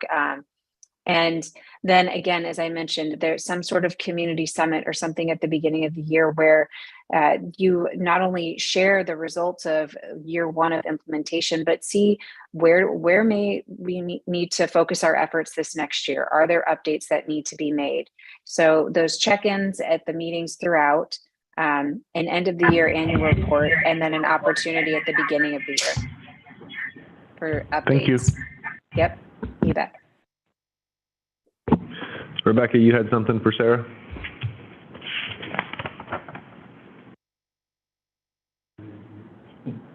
Yeah, and I'm at the moment, I'm not able to see you guys and I have an echo when I talk, so I'm going to do my best to get through this. The first thing is I just had a comment and I have some questions for Sarah or maybe for John. My comment is our mission of provide public services for Sitka that support a livable community for all. That still bothers me, and I understand why we had to use the word livable, but I really think that most Sitkans want a more than livable community, a thriving community, and we never could find exactly the right adjective. So I would say that livable is like the floor, and we need to be aiming a lot higher. There isn't really a ceiling, but for me, I want our community not just to be livable, but to be a desirable, thriving place for everyone. I need to stop for a second and make sure you can hear me. We can, Sarah. Can you hear her as well? Yes. Okay, perfect. Okay. Please, Rebecca, continue. Okay, thanks. So then my question, and then I have one more comment for the community, and then I have questions for Sarah. And my other comment is people are always frustrated with processes that happen. It can't happen in summer, we're busy. It can't happen in December, we're out of town. It can't happen in spring, where, so there's the reporting out, the celebrating, and then starting the process again in the middle of winter may not feel inviting to some people, but there just really is not ever a time when we can count on everybody being there. So I know there was some thought put into when do we get that community input? And I think it can be ongoing, like you were saying, but that community survey that's going to come out in the winter will certainly capture those people who are spending their full year round in Sitka. So I want the community to be patient with that process and to be vigilant and participate in the process. No matter what time of year the input is asked for, please give it. And then my questions for you finally, and maybe these questions are for John, but the plan is we're all about aligning resources with goals, and that's kind of the point of the strategic plan. So I want to put a couple hypothetical questions out there because in the plan, I don't really see a place where we acknowledge what we're already doing right. So I think people are okay with how we're funding schools to the cap and then adding some things in. So that didn't pop up as a thing that we need to do. Everything in this plan are things that we need to add on to what we're already doing, yet we don't necessarily have additional resources. So my concern is, we're going to have to adjust what we do. So for example, we need to, let's say, repair a road or pave a road because most of our roads need something, our streets. So John or Sarah, where does that fall in this plan? The community says we really need some paving done. Where does that fall in this plan? So I can take a first crack at it, and then John can add to it or correct me if I'm getting it wrong. But really that happened. So we've heard from the community, we've summarized it in this set of goals and actions. And then where the resource alignment is going to happen in some of the tough conversations is during your budget process. So staff will first have to look at, being strategic about something is sometimes thinking about, if these are the things we're going to do and we don't have unlimited capacity, what are some of the things that we're not going to do? And so those are sometimes some of the conversations that come up during the budget process. And if it's at the policy level for the assembly, sometimes it happens internally of, we need to change the way we're doing things, or we need to stop this. This isn't what the community or the assembly is directing, and we need to focus in this other area. So sometimes it happens internally, sometimes it happens during the budget process with the assembly's policy input, and sometimes it's around process improvement. Maybe sometimes things have been this way for a long time and nobody ever thought to or had time or direction to take a closer look at, are we doing things in the most efficient way possible? And so sometimes that can provide an opportunity and the freedom, the direction, because it's stated somewhere that, yes, this is important and we need to do a better job and improve this process and put some resources towards doing that. So those are a couple ways to think about it. John, I don't know if you want to add to that. Thanks, Sarah. I don't have a whole lot to add to it, but I want to get back to Ms. Himshoot's specific question. You brought up the example about a road and what we would do to address some emergency need. I think that falls squarely into goal number 4 from the plan, where we talk about planning and investing in sustainable infrastructure for future generations. And then if you dig into the action items there, it talks about identifying and pursuing funding to address our existing capital needs, to address our deferred maintenance, and then asset management, as we've mentioned multiple times, is a big part of this too. So we have a good inventory of what our assets look like, and we can start to target the ones that buy the most value for the city. But I think the important thing to put out, as Sarah said, with the budget process and resources necessary, the assembly and city staff need to identify the level of services that we need to provide to the community. For example, if this body decides 100% of roads will be paved and have 0 potholes at all times for the city and borough, there are resources that have to go along with that. So we need to make that decision, what the level of service is going to be, to meet the community needs, and then build that into our budget process to get the appropriate resources. Okay, so if I can just push this a little bit further. When we're looking at the budget and we have the option to fund to the cap or not fund to the cap, are we going to look at the budget in terms of this strategic plan and say we can or cannot afford to fund to the cap? I think that comes back to the assembly and their policy decisions on what they value at the time, based off of the guiding document of the not only the comprehensive plan, but the strategic plan as well. Okay, I guess my question is, we're gonna have to stop doing something. I just want to be careful with what we stop doing in order to do, looking at daycare and the other things in goal 1. We can't add to what we're doing. We're already pretty much at capacity, so we're going to have to stop doing something to start doing some other things. And I'm a little bit worried about how those decisions get made. So that's all I have. Thanks.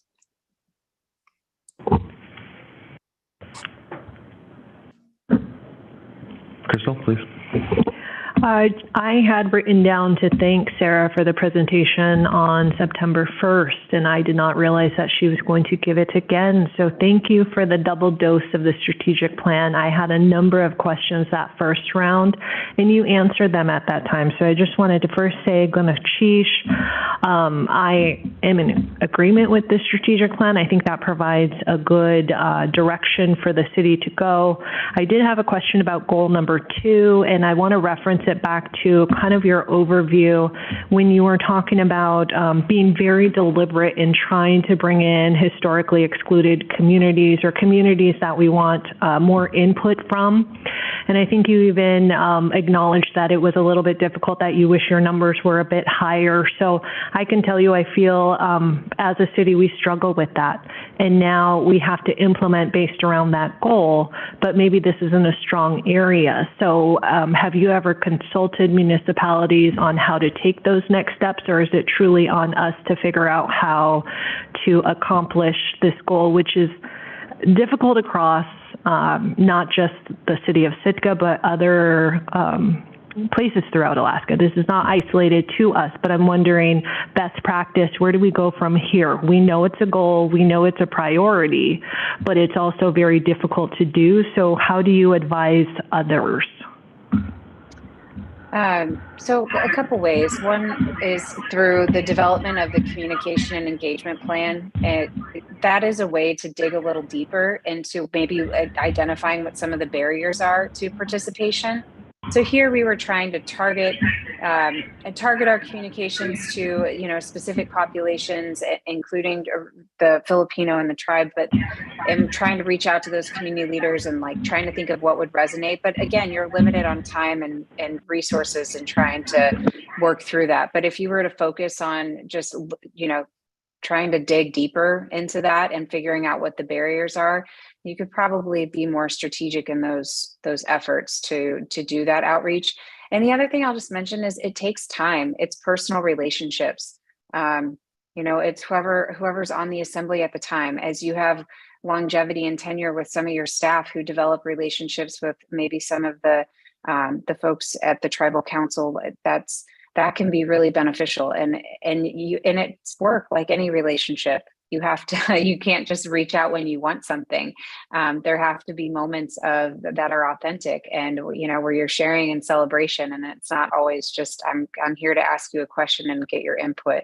We find in a lot of communities, people get burnt out when that's the approach and they get engagement fatigue. And so then it really doesn't do anything for building the relationship over time. So I don't know how you both parties would consider the engagement levels. Maybe it's just we're just not using the right tools or the right messaging, or maybe there is some of that fatigue there where the relationship just needs more effort.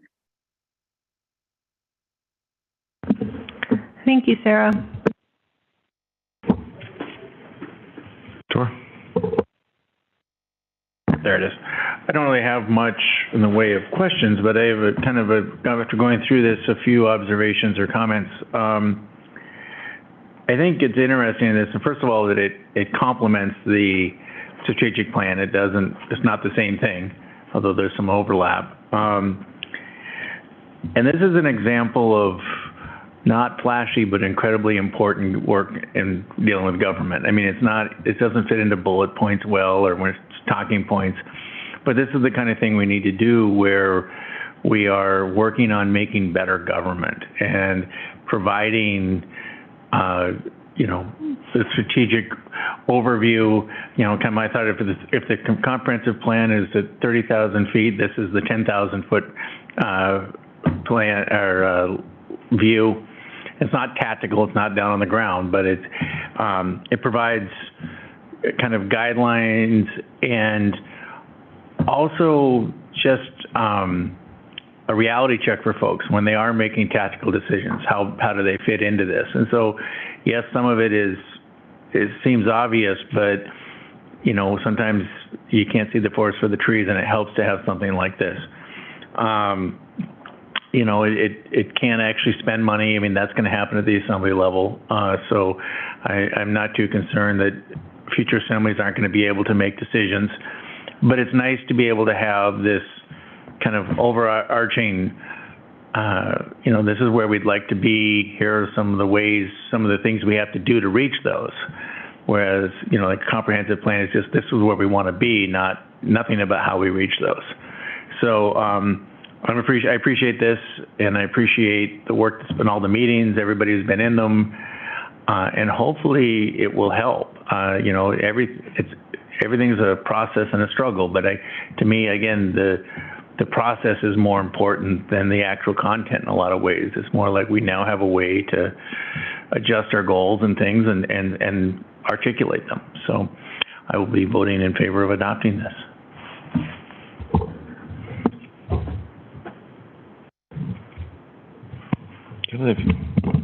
Yeah,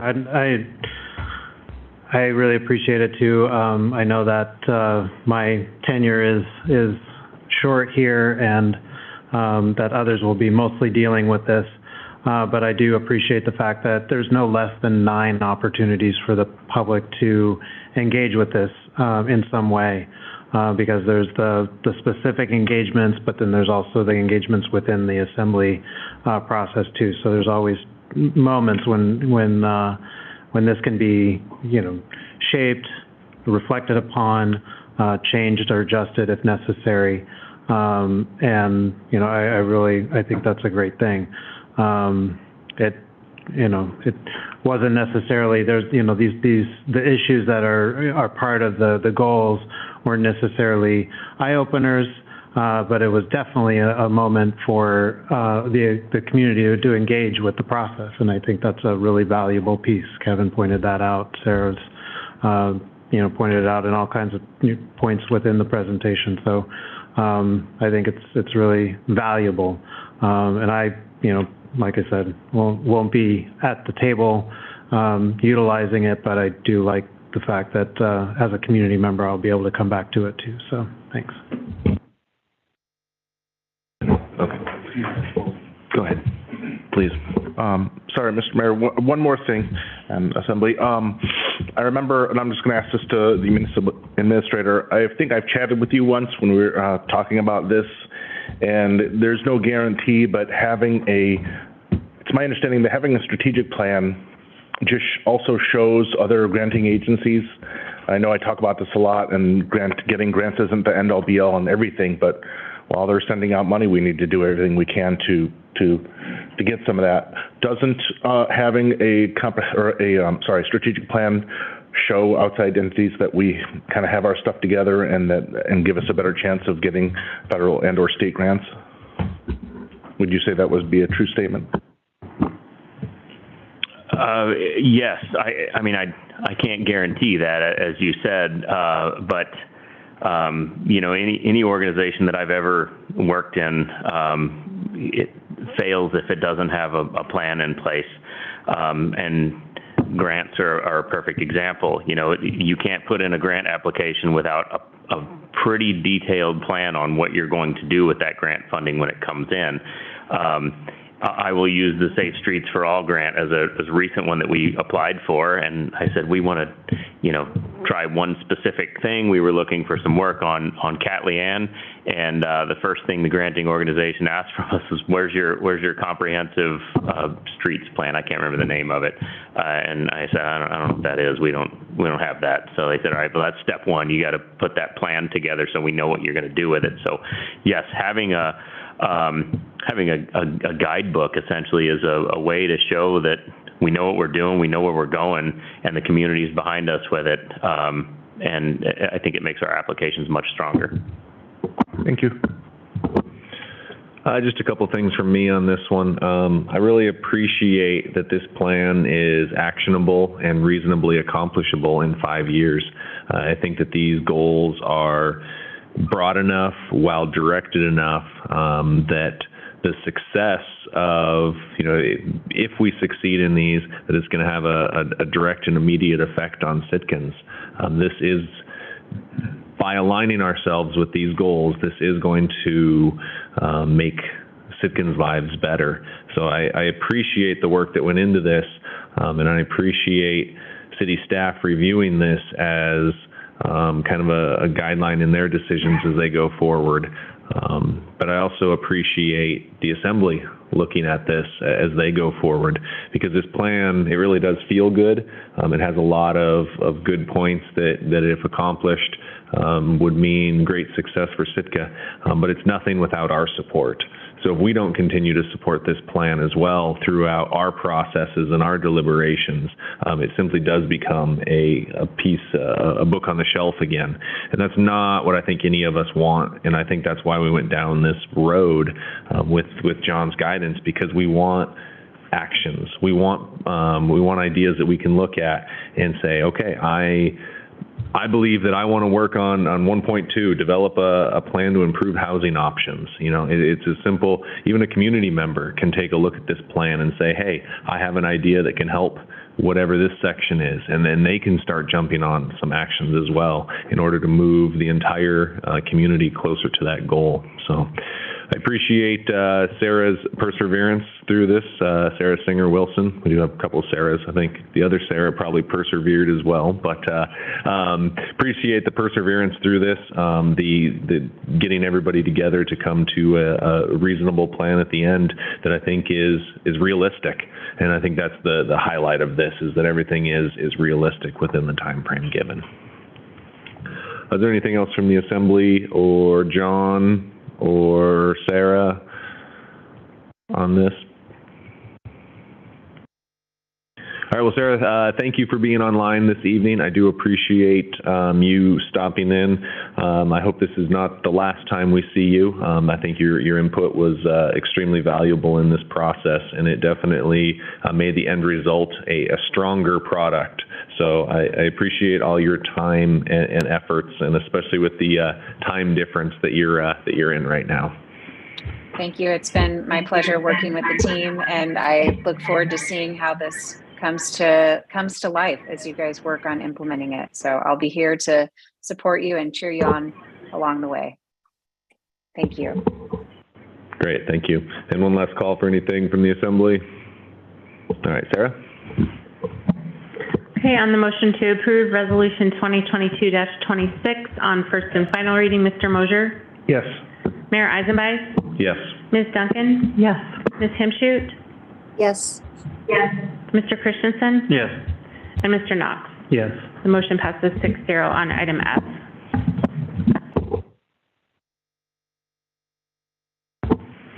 I do know that the appellants for the next item have been waiting very patiently. We are at the top of the hour, and I expect this to be a somewhat lengthy process. So if the Assembly could take a quick break, get their business done, and sit back or come back so that we can head to item G, please.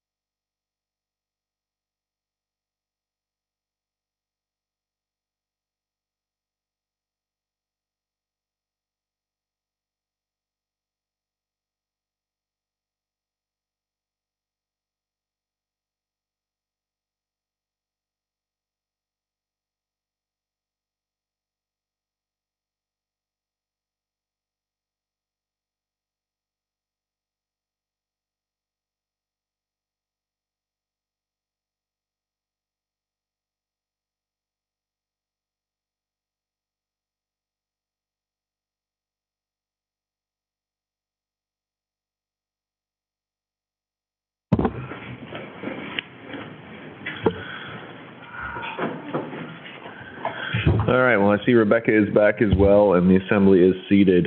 So we'll go ahead and move on to item G, which is a Board of Adjustment. It's the consideration of an appeal filed by the Calvins for the Planning Commission's approval of a variance request at 415 Davidoff Street. The assembly this evening will be convening as a Board of Adjustment. There is a procedure that we will follow this evening.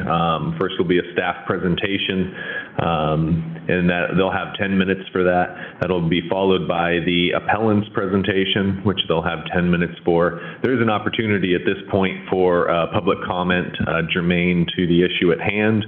That'll be 3 minutes per individual. And then there is a rebuttal, or a response, I think is the better word, a response from staff, and then a response from the appellant, and then the Board of Adjustment, in this case, will have an opportunity to debate amongst itself and debate on the evidence presented in front of it and issue a final ruling. Does the assembly have any questions on the process before we begin? Yeah, is this appropriate time? And Tor? Yeah. So I think I have to disclose, and it's a little different because we're sitting as a quasi-judicial body, that my family has a long history with the Calvins. And it's more recently with my mother. And I have been thinking about this all night, and I honestly can't say that I would be impartial. As if we were talking more legislative, it'd be very different. But I have been thinking, how would I feel if the name were different on there? And I think it would be different. And I hate to kind of throw a wrench in the works, but I also don't want to screw up the process. So I'll throw that out there, and I guess I'll leave it on the will of the body. But I just will let you know that the Calvins are long and close friends. So. Thank you for that disclosure. As you started to speak, I wrote down, small community, and I think in one way or another, everybody almost knows everybody. However, when you went further down, that you felt that your relationship with the appellants have the potential to sway your point of view, that makes me reconsider this issue.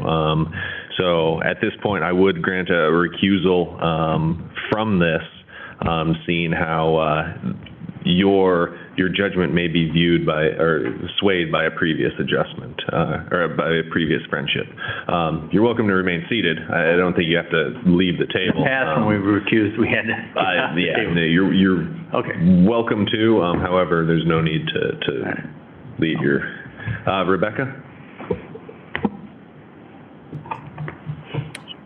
Well, to further throw a wrench in, I also will need to recuse myself tonight. One or more of the interested parties in this appeal has donated to my campaign, my State House campaign, and I think that creates a significant financial interest, and I think that makes a conflict. So I think I need to recuse myself. Thank you for that disclosure. I understand the nature of the disclosure. Brian, could you give me a little bit of assistance on this one? That's not donating to a campaign to me is not a direct financial, it may not be a direct financial link as it is the campaign, not the person itself. And the campaign is limited on expenditures, especially to the candidate. I believe you've been aware of this and you've had a chance to think about it. Could you help guide me in my decision here? I have. We all know about our code provided conflict of interest, where if you have a substantial financial interest in the action being taken, that you are, first of all, required to disclose that, and secondly, should be recused if that substantial financial interest is present. Also, although this circumstance does not fit squarely with all these examples and circumstances in the case law, that normally gets considered. I have considered this and discussed this with Assemblymember Himshoot, and determined that although that there isn't a direct relationship between the action, I think it's close enough where you should, as the chair, consider it as a substantial financial interest because of the fact that dollars were given, that there was a decision maker and dollars could be given in the future. And I think this is a close call. It's a difficult one to make. Like I said earlier, it doesn't fit squarely within the code section, but in my opinion, it fits close enough where you or the body could determine it to be a substantial financial interest. Understood. Thank you. And in this instance, there is no ability to differentiate between a candidate and an assembly member, even though they are the same person but two separate stated goals. And that's another consideration that makes it a little bit more difficult. But I think the more valid observation is some action being taken that would put money in the pocket of the assembly member. That's kind of always where you fall back to. The case law even says that on it. And there isn't that direct, it's not like you're voting on a contract that would put money in the pockets of the Calvins, and that she is and Ms. Himshoot is involved in some way. It's different. And it's difficult to explain and difficult for me to render an opinion on it. But my opinion is, I'll find it somewhere, is that you should consider that this may fit within the boundaries of a substantial financial interest. Great, thank you. And as we've talked through this, it kind of comes to mind that if it is found in favor of the appellants, does that open up potential appeal on the other side for a conflict? So, Rebecca, I thank you for your disclosure. In going with legal opinion, I will have you recuse yourself from this conversation as well. So thank you for disclosing and making sure that we dealt with this in an appropriate way. Thank you, Mr. Mayor. Kevin Knox.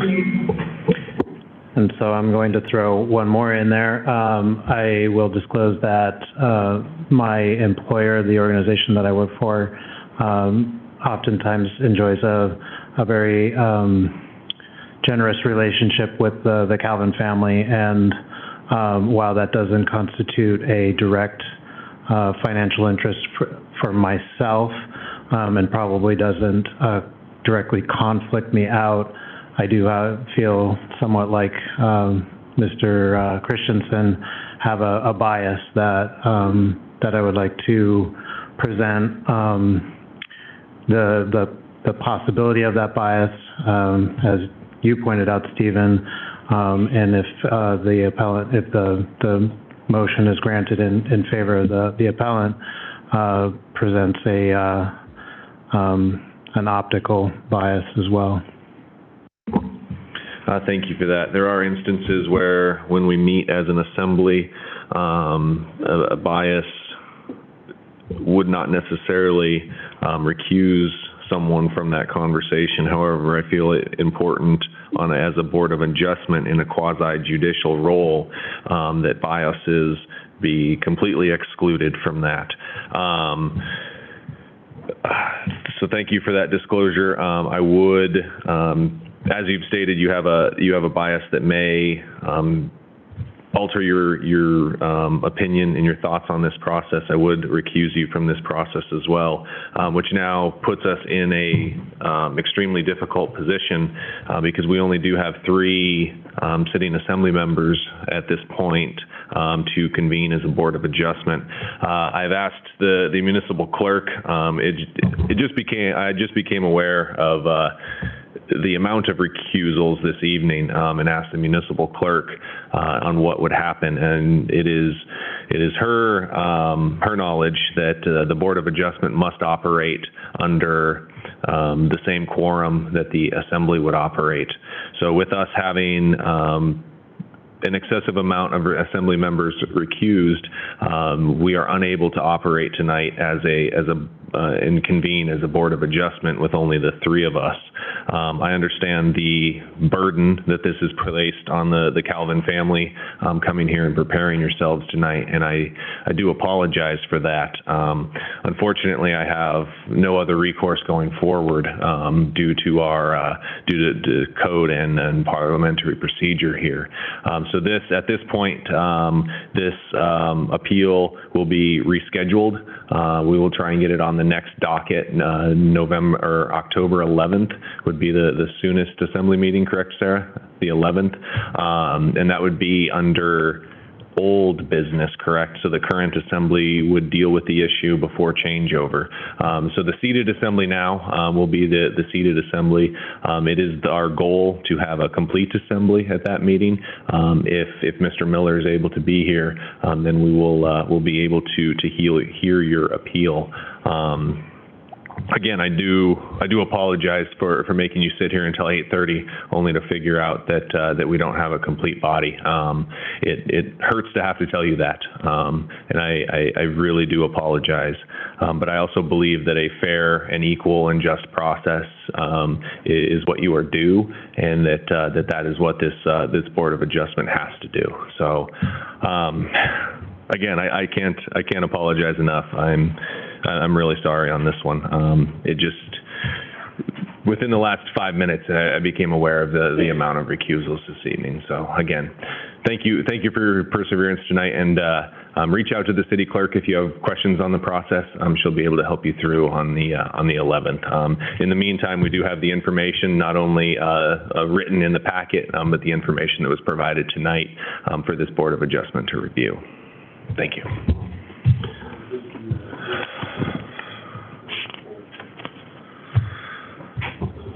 All right, as we were unable to accomplish item G tonight, that would move us to item H, which is a discussion direction decision on the municipal administrator's annual recommended transfer to the Public Infrastructure Sinking Fund.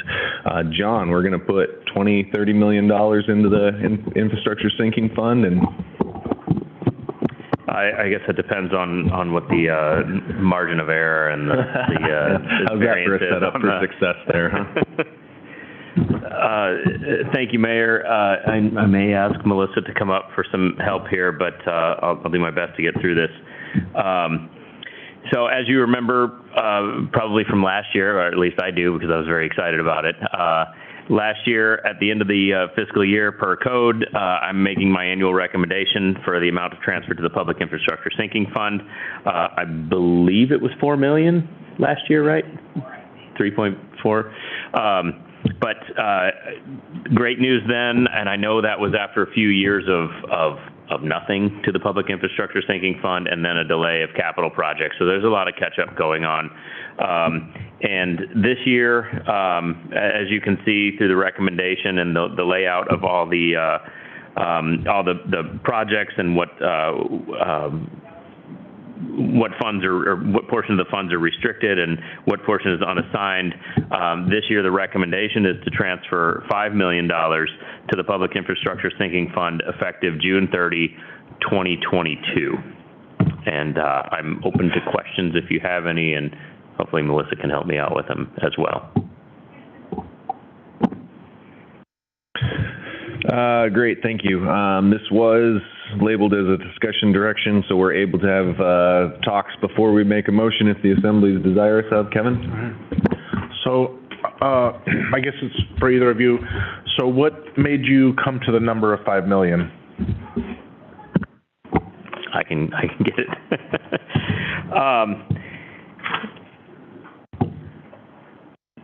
If you look at the unassigned balance here, so really it's pages 2 and 3 of your of the memo there, where it has the table laid out. You see your unassigned fund balance throughout the year, throughout the fiscal years, and there's really a healthy level that we try to keep there. That's where I lean on Melissa a lot to find out, what that healthy level is that we should have each year.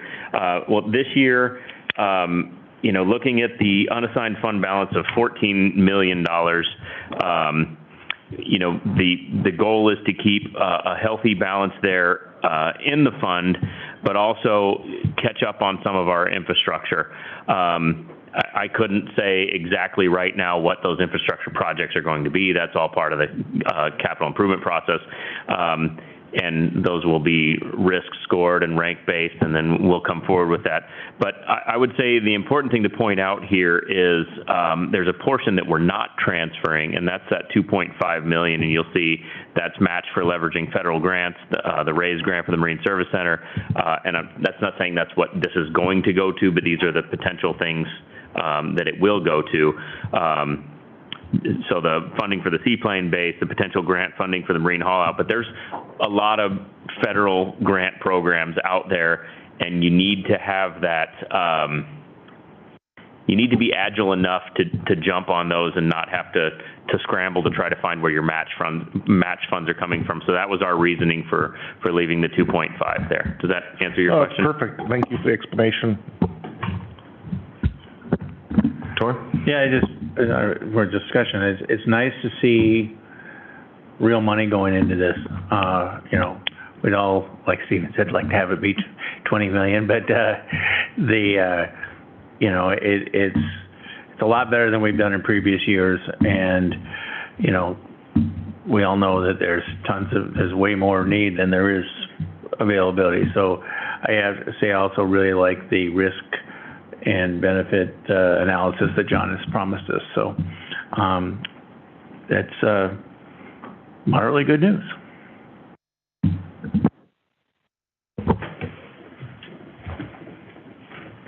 Kevin? John, I'd emailed you about this question, and I mean, I think there's some public perception out there sometimes that surpluses could be utilized to subsidize our enterprise funds. One-time subsidies, we know, only help us in the moment. And oftentimes we come back and have to make greater adjustments on down the line with rate adjustments or, you know, other things like that.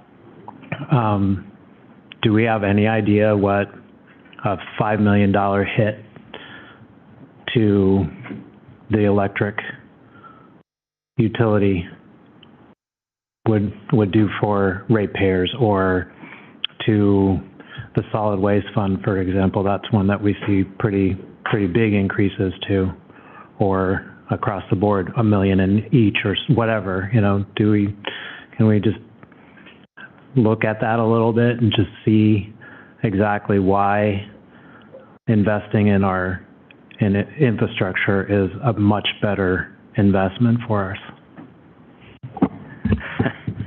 That's a really big question, and I'm glad you asked. I emailed you last week. It's a really big question. So this money could go to the infrastructure in those areas, potentially. I'm not saying that's a definite, and it's not always a one-for-one. It all depends what's going on in that utility. For example, you know, what kind of capital projects do they have coming up? What do the master plans say? You know, we talk about this with tourism dollars as well. You know, all these tourism dollars came in, and we got this surplus in the general fund, and we should be putting that into bringing power costs down, and we will do our best to make that happen. But it isn't as simple as you know, 5 million in, 5 million out. It depends on what's going on in that fund. You know, we've done our cost allocation study. I'm not really ready to outline those numbers publicly yet, because we still have to have some discussions with the consultant here on some final questions. But I will tell you right now that things are looking very good for those funds, and the cost of just the cost of government that can be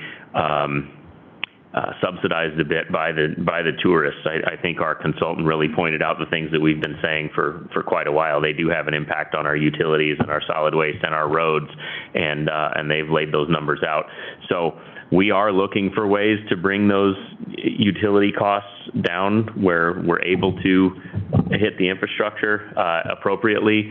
But another thing to keep in mind is you see how construction costs just skyrocket over time. Right now, it's really, really, really affected by inflation. So some of these things are investments that you need to make early if you're able to. You know, time value of money type calculations. If we can get it done early, it saves us in the long run. So I don't know if I answered your question other than explain to you how very complicated it can get. Did I miss anything, or you should bring up, please? So with that question, I think it's really important to point out that if this money is transferred to the Public Infrastructure Sinking Fund, it is for general governmental infrastructure projects only. So once it goes in there, then it could not go to an enterprise fund. So it couldn't go to electric or solid waste.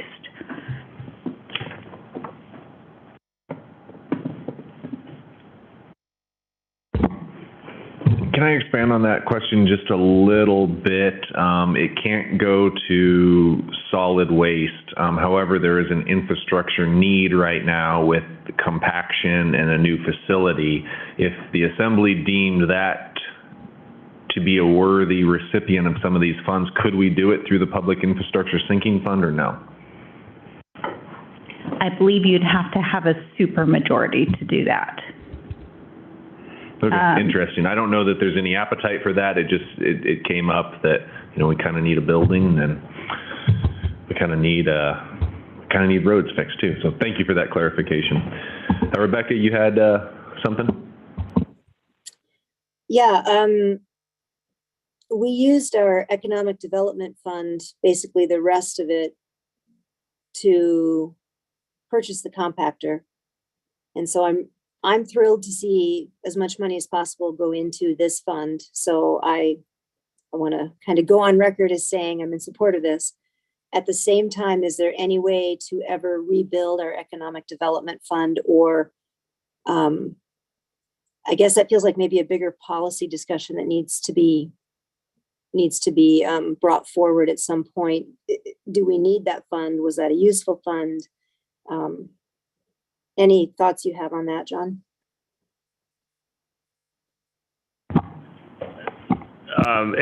If the question's about rebuilding that economic development fund, we essentially loaned the funds to another fund, so that's the way we're rebuilding it. It was a 0% interest loan, though, so I'll bring up time value of money again. We probably lost on that. Well, we did lose on that because we're not paying ourselves back with interest, but there is a plan in place to recoup the funds that were used in that in the purchase of the compaction machinery and equipment.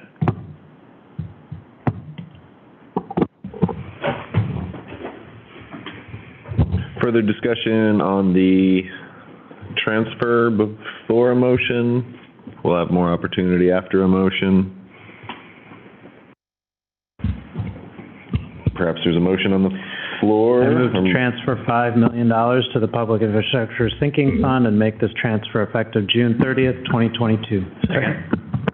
It's been moved and seconded to transfer $5 million into the Public Infrastructure Sinking Fund. Is there any public comment?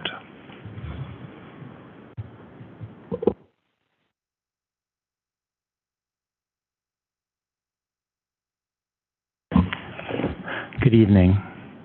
My name is Richard Ween. I think this is actually a wonderful thing, having the ability to have $5 million to go into the sinking fund, which has been severely neglected over the years. One of the things that you need to announce is the context. How much are the needs of infrastructure within the city? And I know that's a very big number. How much are the deferred maintenance costs? Ultimately, this is a drop in the bucket, but any drops can sometimes quench a thirst. One of the reasons that the money is available, and there were 3 listed in the memo, was the pandemic relief revenue replacement, which allowed for some money. The other was sales tax revenue increase, very nice. And the other is that only the minimal appropriations for infrastructure were made, previously. So this is kind of like the alignment of the moon, stars, and planets. The bottom line here is that you need to now go to your strategic plan and look about funding these things, and it's right in there as far as infrastructure goes. One interesting thing is the haul out infrastructure? That's a question. And if the haul out is infrastructure, this can then, if you want to even throw in a few extra bucks, you can put in $3.5 million into the haul out, and then have the stakeholders gather the money, which I think is very possible, to have a public-private partnership. And I think the haul out, as I've said previously, needs to be a community project. And I find it interesting that we hear there is no money, but yet there is a marvelous $5 million that's going to be transferred to infrastructure. But just as important, there is, a total of $14 million? So the truth of the matter is, this is a project that can definitely be started without taking money out of the permanent fund. And I think that it is partnership with the community and partnership of the stakeholders, which is something we always talk about. Here is the opportunity. So thank you for putting this together and putting $5 million into the sinking fund. I think it is long overdue, and I just hope it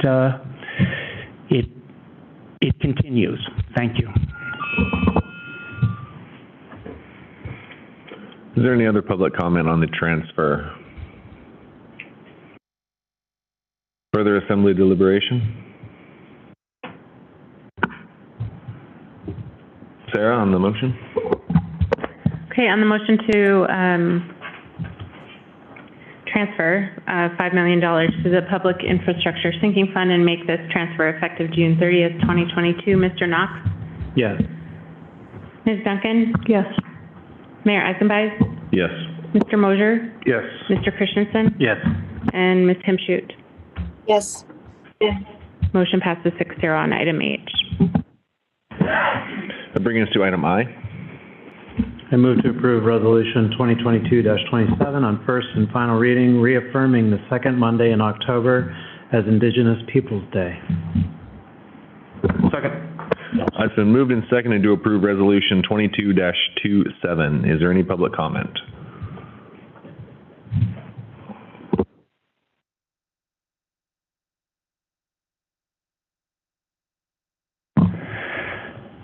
I support this motion as far as a resolution honoring Indigenous Peoples' Day. As most people know, or perhaps forget, this is a Mira holiday as it relates to Christopher Columbus, Columbus Day. Alaska is one of the 14 states in the United States that doesn't officially celebrate Columbus Day. That being said, it is important to honor people's histories and cultures, and I think that this is something that does it. So I'm sure this is going to get passed, and I think it is a good thing. Thank you. Is there any other public comment on the resolution? Kevin, did you want to introduce?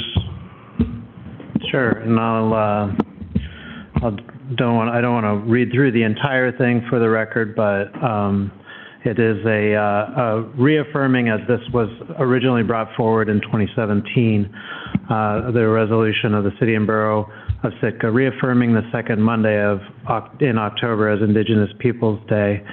And now, therefore, be it resolved that the Assembly of the City and Borough of Sitka reaffirms the importance of this day, declares the second Monday in October as Indigenous Peoples' Day in the City and Borough of Sitka, firmly commits to continue its effort to promote the well-being and growth of Sitka, Alaska's Native American, Indian, and Indigenous community, and encourages other businesses, organizations, and public institutions to recognize Indigenous Peoples Day. As it was pointed out, it is a day that is recognized by the state of Alaska, that there are many activities within our community and other communities across the state that recognize and celebrate and examine what it means to be in Alaska as colonizers or as or Native people who have been here since time immemorial. And I fully support this. Obviously, brought it forward in 2017 with Tristan Gavon, and I'm happy that we're reaffirming it and encouraging our celebration, our continued celebration, and examination of what it means to be here on Klinkenani. Crystal? I'm going to repeat what he said. You had my notes, basically. I wanted to acknowledge previous assembly action, and I went back to see that in 2017, it was Tristan Gavon and Kevin Knox who led on this issue. 2017 was a pivotal year. We've been here in Alaska for 10,000 plus years, but in 2017, we had an official day to kind of commemorate our contributions here in the state. We were the second state in the union to officially say on an ongoing basis that second Monday will be Indigenous Peoples Day. So it was a big year. 2017, the state of Alaska made that official. As you mentioned, the city of Sitka, they took it upon themselves to lead on that action, and they did so with the tribe. The tribe had already recognized Indigenous Peoples Day, but they reaffirmed their stance on that. And then the University of Alaska also made that declaration. So I think that was a strong message to the Indigenous communities. And I say that because COVID took over and we haven't really had community events where we come together. You mentioned that there are a number of things that will be happening here in Sitka. The university is having a celebration, so I definitely encourage folks in the community, if you want to engage in cultural sharing or learn more about Indigenous communities, that's definitely a day where we come together to do that. And I'm going to end by thanking Kevin Knox for not only leading on this issue, but issues that are similar to this over the tenure of his assembly service. So thank you for your service, sir. Gunachish.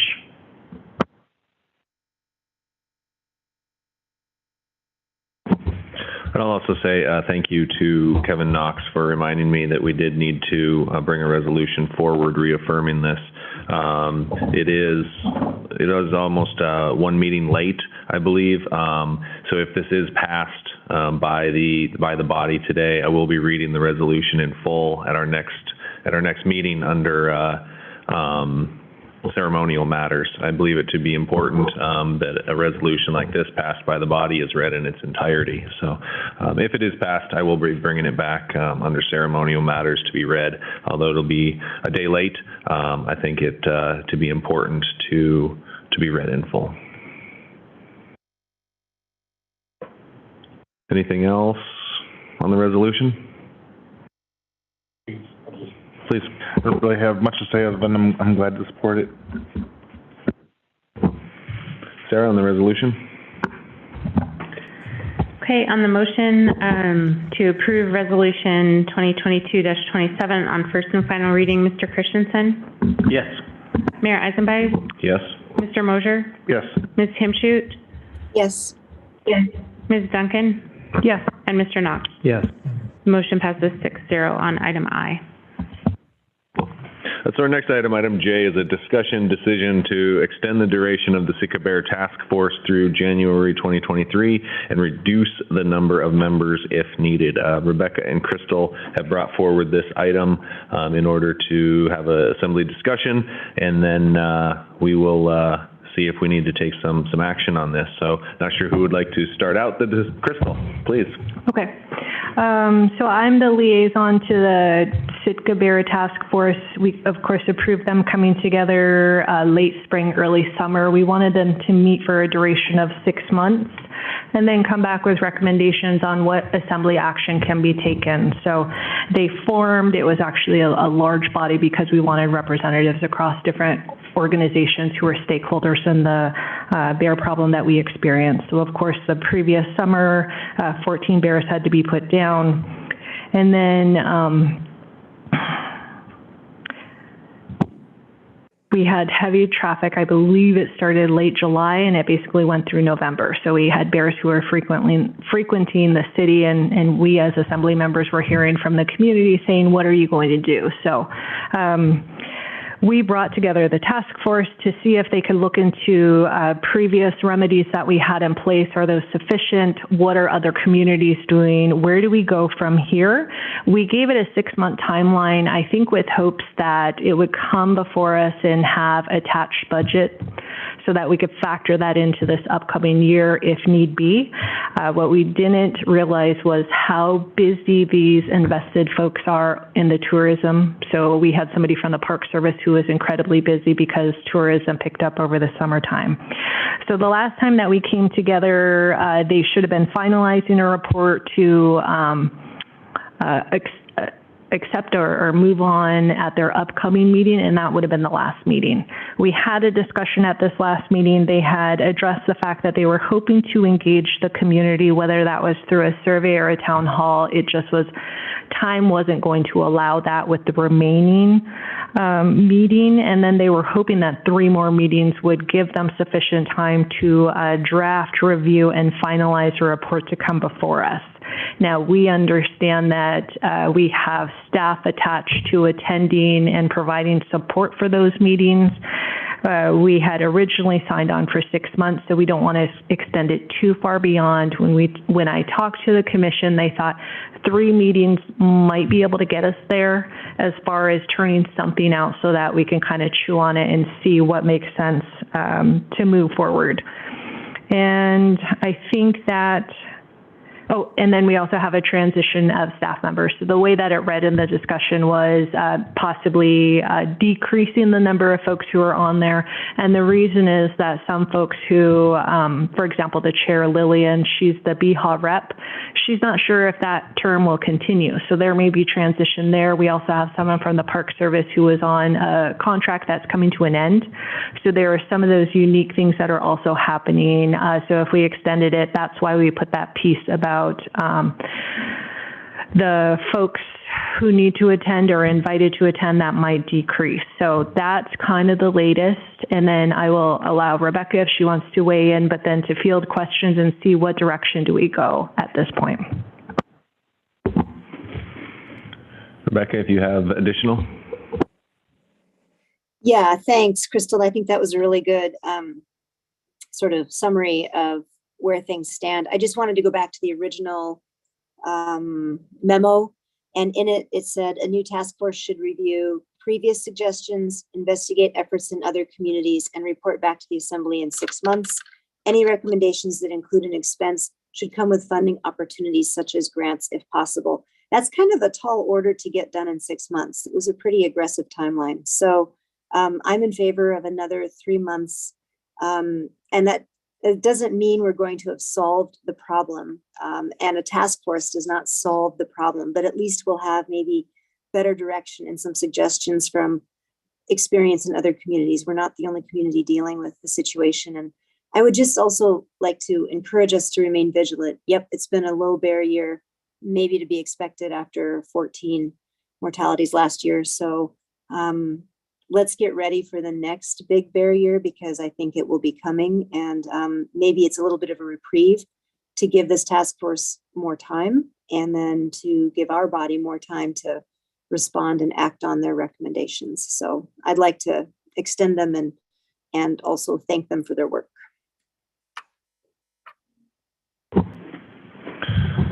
Great, thank you both. Wondering about the number, reduce the number of members if needed. Is it is it a quorum issue that they're having? Trying to hit quorum as we go forward? It could be. Right now, we've determined it could, the membership could drop down to 6 members if there's transition with the members. And that's without further recruitment? Yeah. Okay. I think it's important to have that core group together to send us a final report. I believe that to be very important. So extending the duration is easy. Crystal, you reducing the member numbers down to 5 sounds reasonable to you? All I'm going to contribute is that I mentioned it's summer season, and so we had full attendance at that first meeting, and then it dropped off. So some of the key players that should have been there, so for example, Lillian, if she doesn't continue her term, I don't want to say BHA's no longer affiliated because they play a big part. So I think the simple solution, and the other one who I mentioned was at the Park Service, which I think they know a lot about bears, and I think they can contribute a great deal. So it would make it easier. I don't think we haven't reached quorum over the summer, though we haven't had full attendance since that first meeting.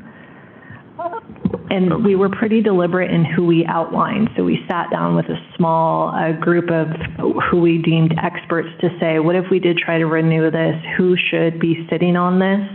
And that's how we came up with that list. So I think that those 2 players, if they were to fall away because a contract comes to an end or a term expires, I don't know if we necessarily should feel good about saying that organization is no longer affiliated, because they Understood. do.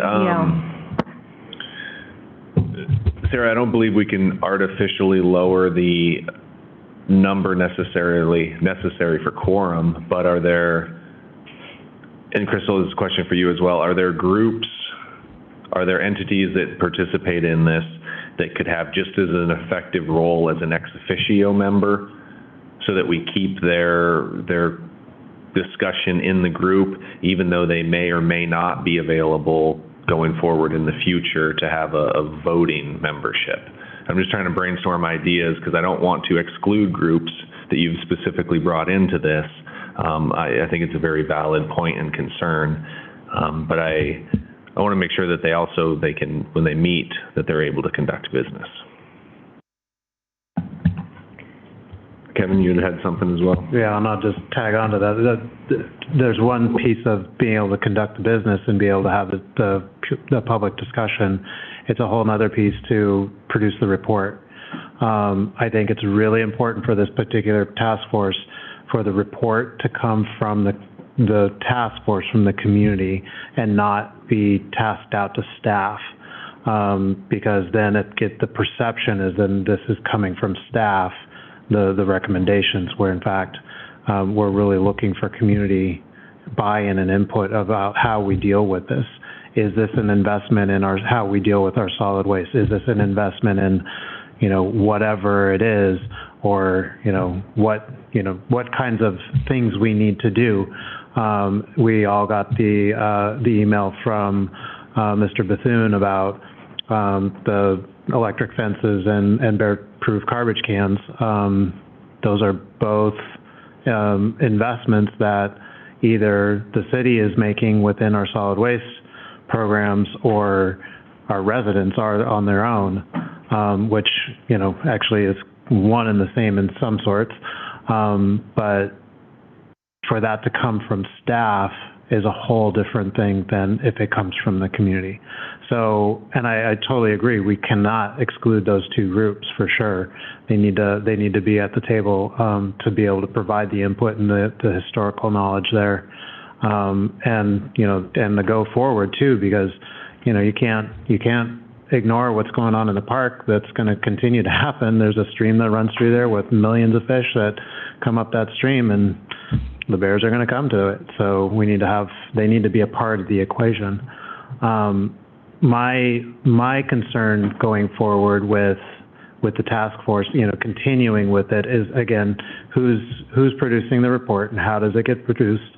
Is 3 months even enough? And how much staff resources is taking at this point? I understand that Holly is the note taker for it, and it takes somewhere between 3 and 5 hours a month of her time, or per meeting to put everything together from, the pre to the, the call outs to the advertising to the taking the minutes, condensing them, putting them out. There's a body of work there. How much time does it take Chief Beatty and Harry Green in their input into it? So I understand that it's an important issue that the community needs to grapple with, but I'm also aware and I guess I'll admit it, somewhat skeptical about anything new coming out of it. I think, are we just reproducing something that's already been said? And we just need to put up or shut up, I guess. Yeah, I guess I have a quick procedural question is if we want to put them forward another 3 or 4 months, whatever, we can't do that tonight, right? I mean, that's going to take an ordinance, right?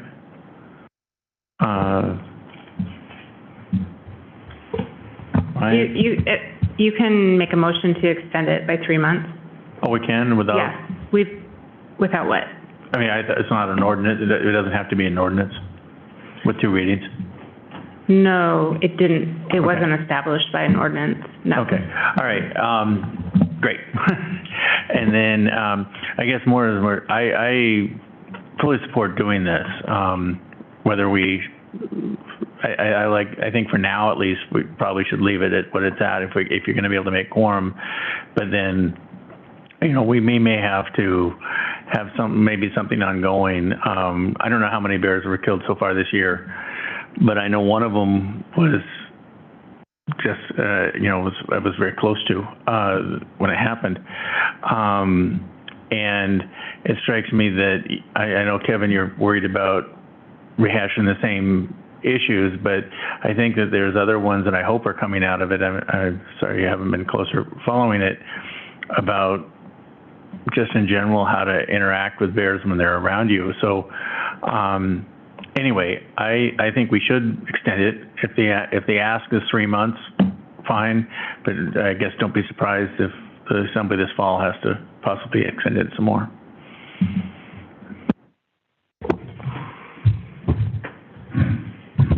Crystal, do you think the likelihood of it getting extended again in January is high? It sounds as if you're pretty, from what I gathered, it sounds as if a final report can be done by January. Is that kind of your That was feeling as well? their discussion. So they said, okay, realistically, how many meetings do we think we need? And they said, can we have 3? When Rebecca and I had a conversation, we said we were in a rush because of budget season. Well, that's coming and going. So we're no longer trying to stick to that timeline.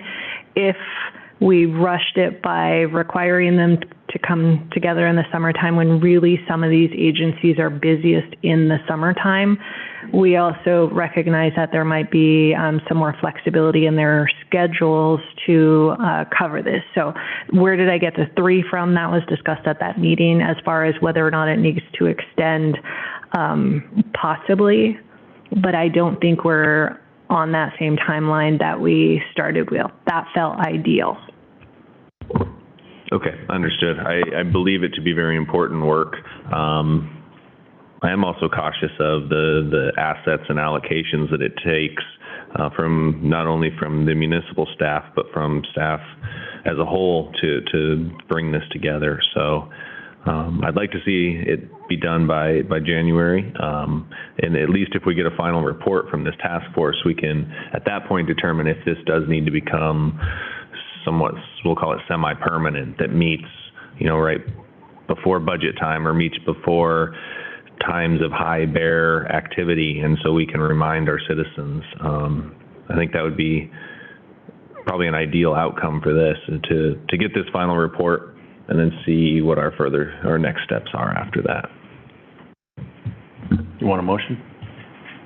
I believe we're about there. So I actually have a question. I want to circle back to if we lose members and don't have a quorum to meet. I'm wondering, I'm trying to think just off the top of my head. I know that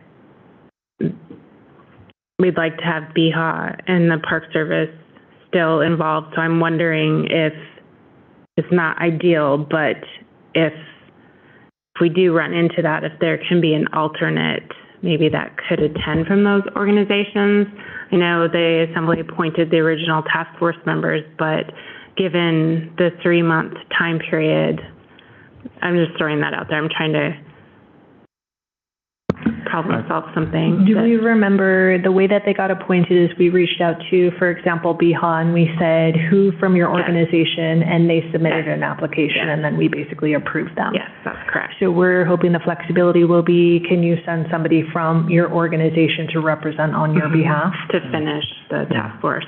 Is there anything besides BHA and the Park Service that we have to take that into account? Let me look here. Not that I'm aware of right now, no. All right. Then Would a motion be necessary to accept an alternate, or can an alternate appear in place of? Like tonight, do we need to pass a motion that says we will accept alternates as well as extend? Or is that implied?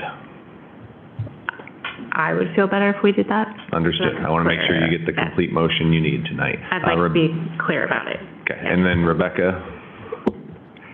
Yeah, I just wanted to point out one thing. I don't know if it matters, but the original, the original memo for the task force included a representative from Alaska Waste, and they were unresponsive to that request. And so we're already not following the original thing. So we've had input from BHA, but continuing input is really valuable. So I don't know how much we're constrained. Obviously, it's ideal and we want that input. But I don't think we're required to have that membership, to have the full membership that we described. I don't know, Sarah, is that making sense? I think Sarah's concern more so than the individual members is just allowing a quorum to happen. She wants to make sure that if we have 3 more meetings, that 3 more meetings are actually going to take place due to membership being available to participate. Okay, thanks. Okay, so in that case, I move to extend the Bear Action Task Force by 3 months, making alternates nominated by BHA and the Park Service allowable. Second.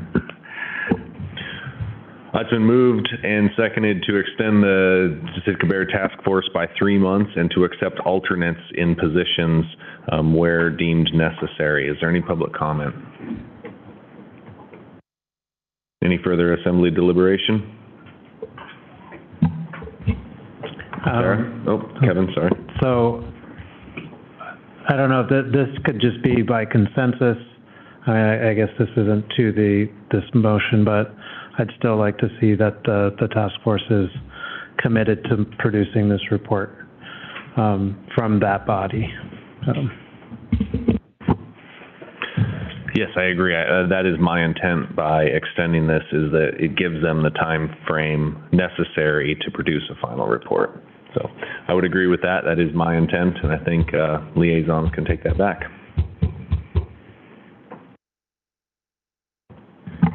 Sarah? Okay, on the motion to extend and then allow for alternates, extend by 3 months. Ms. Himshoot? Yes. Yes. Mr. Knox? Yes. Ms. Duncan? Yes. Mr. Mosier? Yes. Mayor Eisenbeis? Yes. And Mr. Christensen? Yes. The motion passes 6-0. So that would bring us to persons to be heard. This is public participation for any item on or off tonight's agenda, not to exceed 3 minutes. Is there anybody who would like to address the assembly? Please.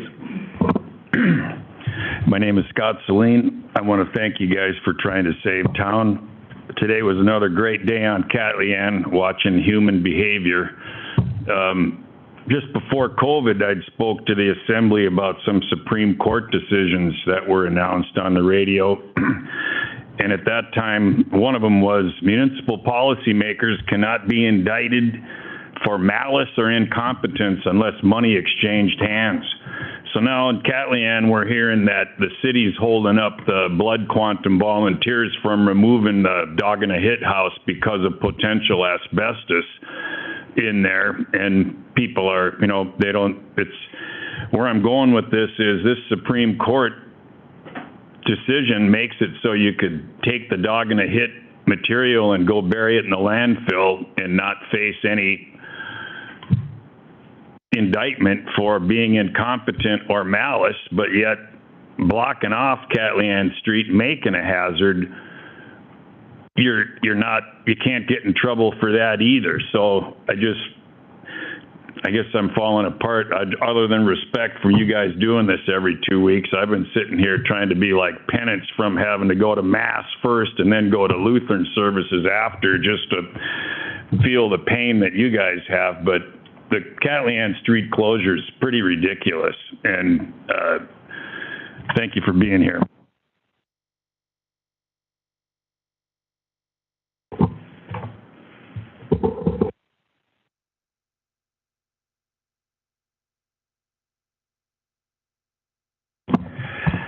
Good evening. My name is Richard Ween.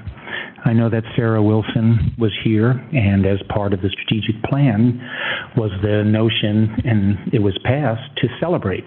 And I think that Ms. Wilson needs to be educated how we celebrate here in Sitka. So if she should ever come back, she needs to go to the Pioneer Bar and ring the bell when we have a full house. So that's how we celebrate. I'd like to quote, well, before I do that, I want to give my little list of what's going on. As part of what's my internal curiosity is, we had Harbor Point. There was this leasing agreement which, was not very favorable for the city. We were pushed to it because they had a seasonal thing and had to get it done. But actually, if people came, we would have made or had some income. Anyway, I subsequently hear that the project is at a dead standstill.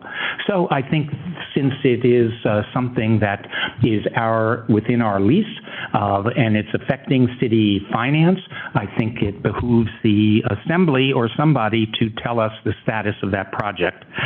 Obviously, I'd love to hear about Green Lake. I'd love to hear about Blue Lake. I'd love to hear about the FERC. I'd love to hear about the unlined penstock, whether we're going to lift the gate up and what's going to be done with that and how much that is going to cost. Was the North Line building down at GPIP transferred, the ownership of it, or was it delayed and hopefully the city would keep it? Another thing I have a curiosity about is that was the Seaplane float actually removed in its entirety? Is something up there? I'd certainly like to, have people give an update to that. But before my time runs out, I want to quote an eminent economist. Her name is Megan Trainor. She's not only an economist, but a singer and songwriter. And her quote is, "It's all about the bass, not the treble." And to me, that means it's all about the economy and the money. And we really have to think about how all of these money goes. And that's what I view this strategic plan as, is how money is going to flow. How are we going to afford this? And it needs to be done in a transparent, public way. And just hearing some of these things, I think for the moment, things are wonderful. But we really need to, I'll say, sit down and have a heart-to-heart about where all of this money is going to come from in the future. So thank you, and thank you for your service, Kevin Knox.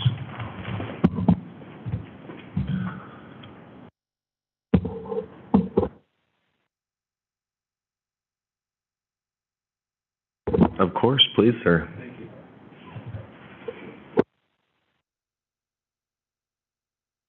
The button on the very bottom. There you go. Thank you. Good evening, Jay Stosenmoller here. I'll be sure glad when I become comfortable enough to come up here to this microphone. I'm not at this time. I'm looking forward to hearing some conversation about when there will be some restrictions on the number of cruise ship passengers are allowed in Sitka. Thank you.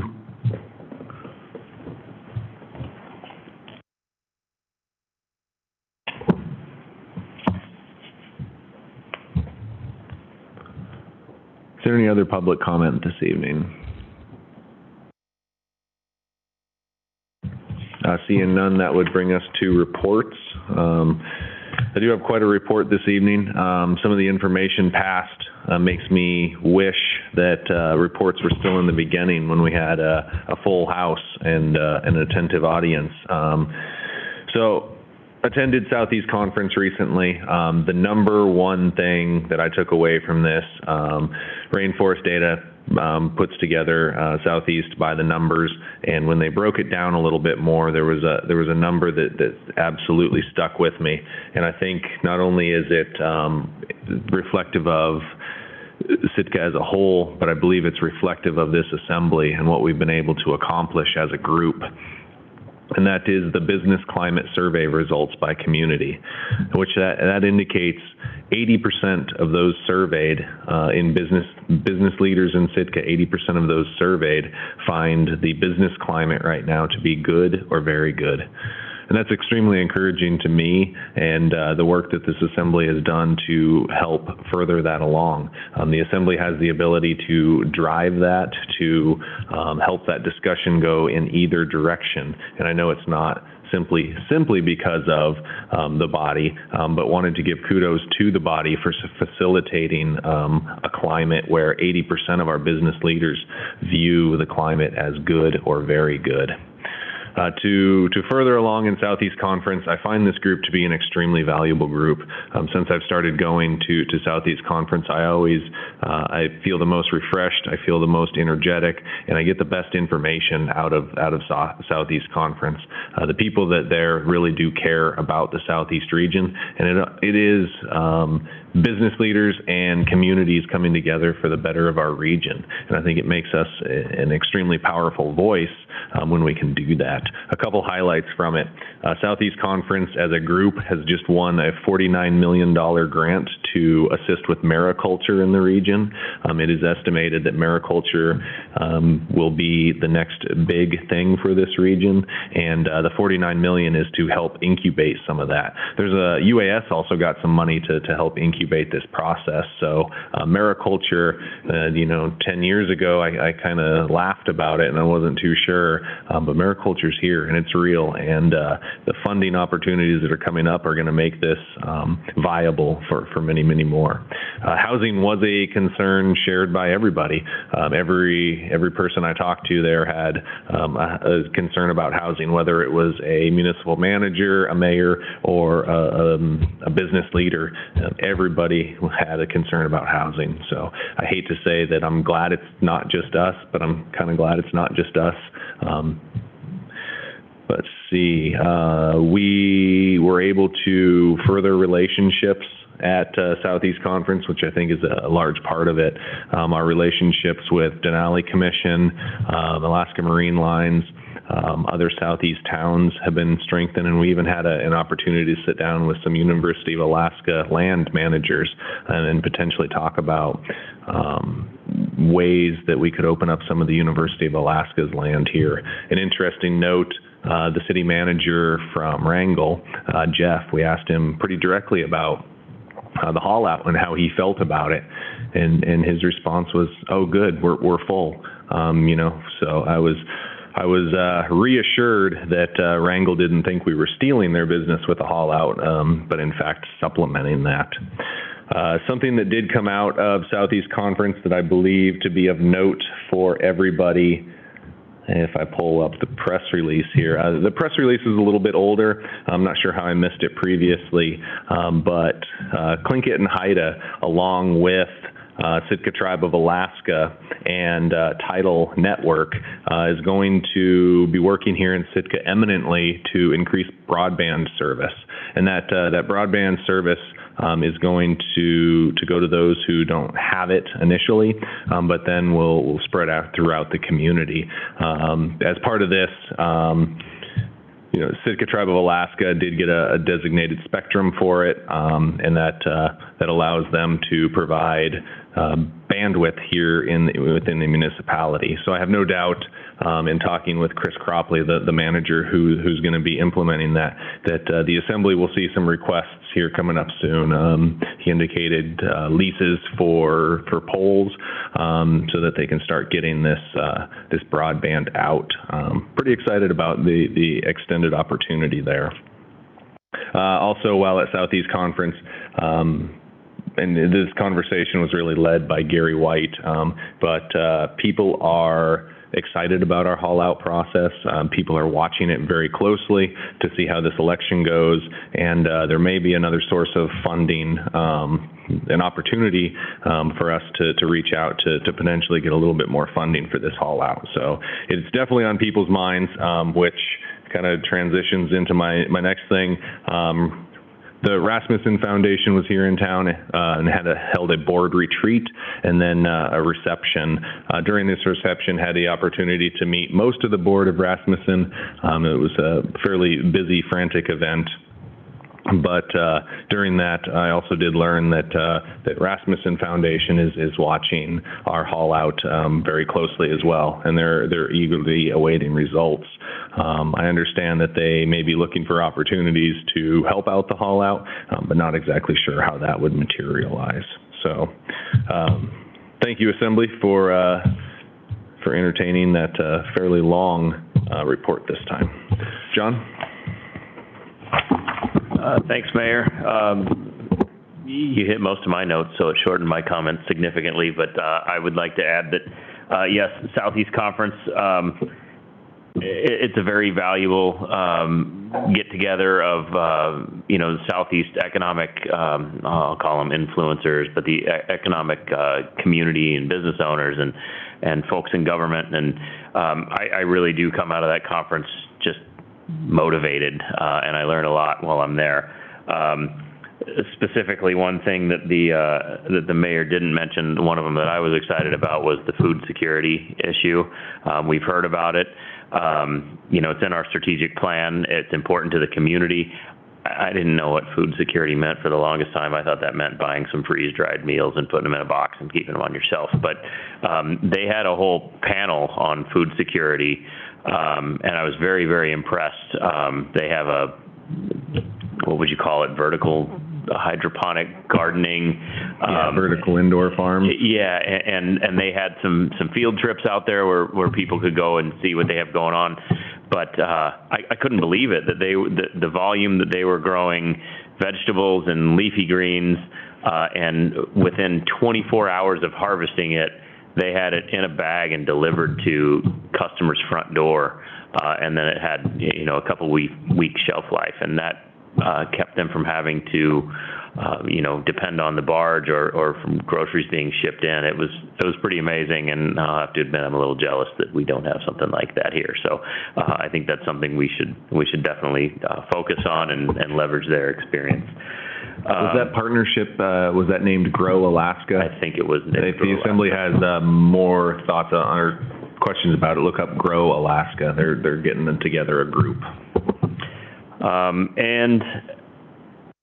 Speaking of Southeast Conference, if you didn't hear the news, we did win the bid, and Southeast Conference will be hosted in Sitka next year. So looking forward to that. And the last thing I have is I'm out tomorrow with Mr. Knox. We're on the early flight to Ketchikan. We're going to the Coast Guard base for the commissioning ceremony for the new FRC, and I'll be sure to shake everybody's hand and tell them to enjoy their time in Ketchikan. But we look forward to seeing them here in Sitka in 2025 or sooner. And then right after that trip, I will be out on some personal leave in Bozeman at Montana State to visit my son for Parents Weekend. Amy Ansley, she's not back there anymore. She'll be taking the reins, so go easy on her while I'm gone. Thanks. Brian? No report. Liaison representatives. Kevin? So Port and Harbors, this was my last Port and Harbors meeting as a liaison. It's kind of funny because I cut my teeth with that commission as a commissioner when I first got into public service. So kind of joked around with Mr. Easted there. You serve on that commission, and oftentimes you got to put your name in for an assembly seat if so desire. But it was great to kind of round things out with them. But Stan reported that through inventory right now, they're showing a potential of up to 18 derelict boats that they may need to remove here. Some of them are already in process for removal. If all 18 of those are removed, those current ones that are 18 removed, it'll be a little over $95,000 to the harbor fund. Gives them a little bit of a cushion with their budget of $150,000 for removing boats out of the system, but 18 is quite a few boats to deal with. They've engaged with a contractor now to deal with the problem that they were having with the electrical system, in particular the one, some of the lines of demarcation at some of the harbors where boats are tripping the system, linemen are being called out, and it's costing ratepayers quite a bit of money. But with this fix, they'll be able to kind of isolate some of this, so that'll be good. Other than that, some of the big things that were talked about were Crescent Harbor parking lot issues, a passenger wharfage fee potential, and then the vessel insurance codes. So all upcoming issues for Port and Harbors to deal with. Thank you. Crystal? Yeah, mine is to plug Health Needs and Human Services Commission. They did not meet this month due to quorum issues. It is a 7-member commission that meets once a month, the third Wednesday from 12 o'clock to 1 o'clock. So if Kevin Knox is trying to get re-involved and he wants to start at a commission level, there are 4 vacancies there. So it's not a mass exodus from the commission itself. The folks who are serving just had some life transitions that took them in a different direction outside of Sitka, which is super fair.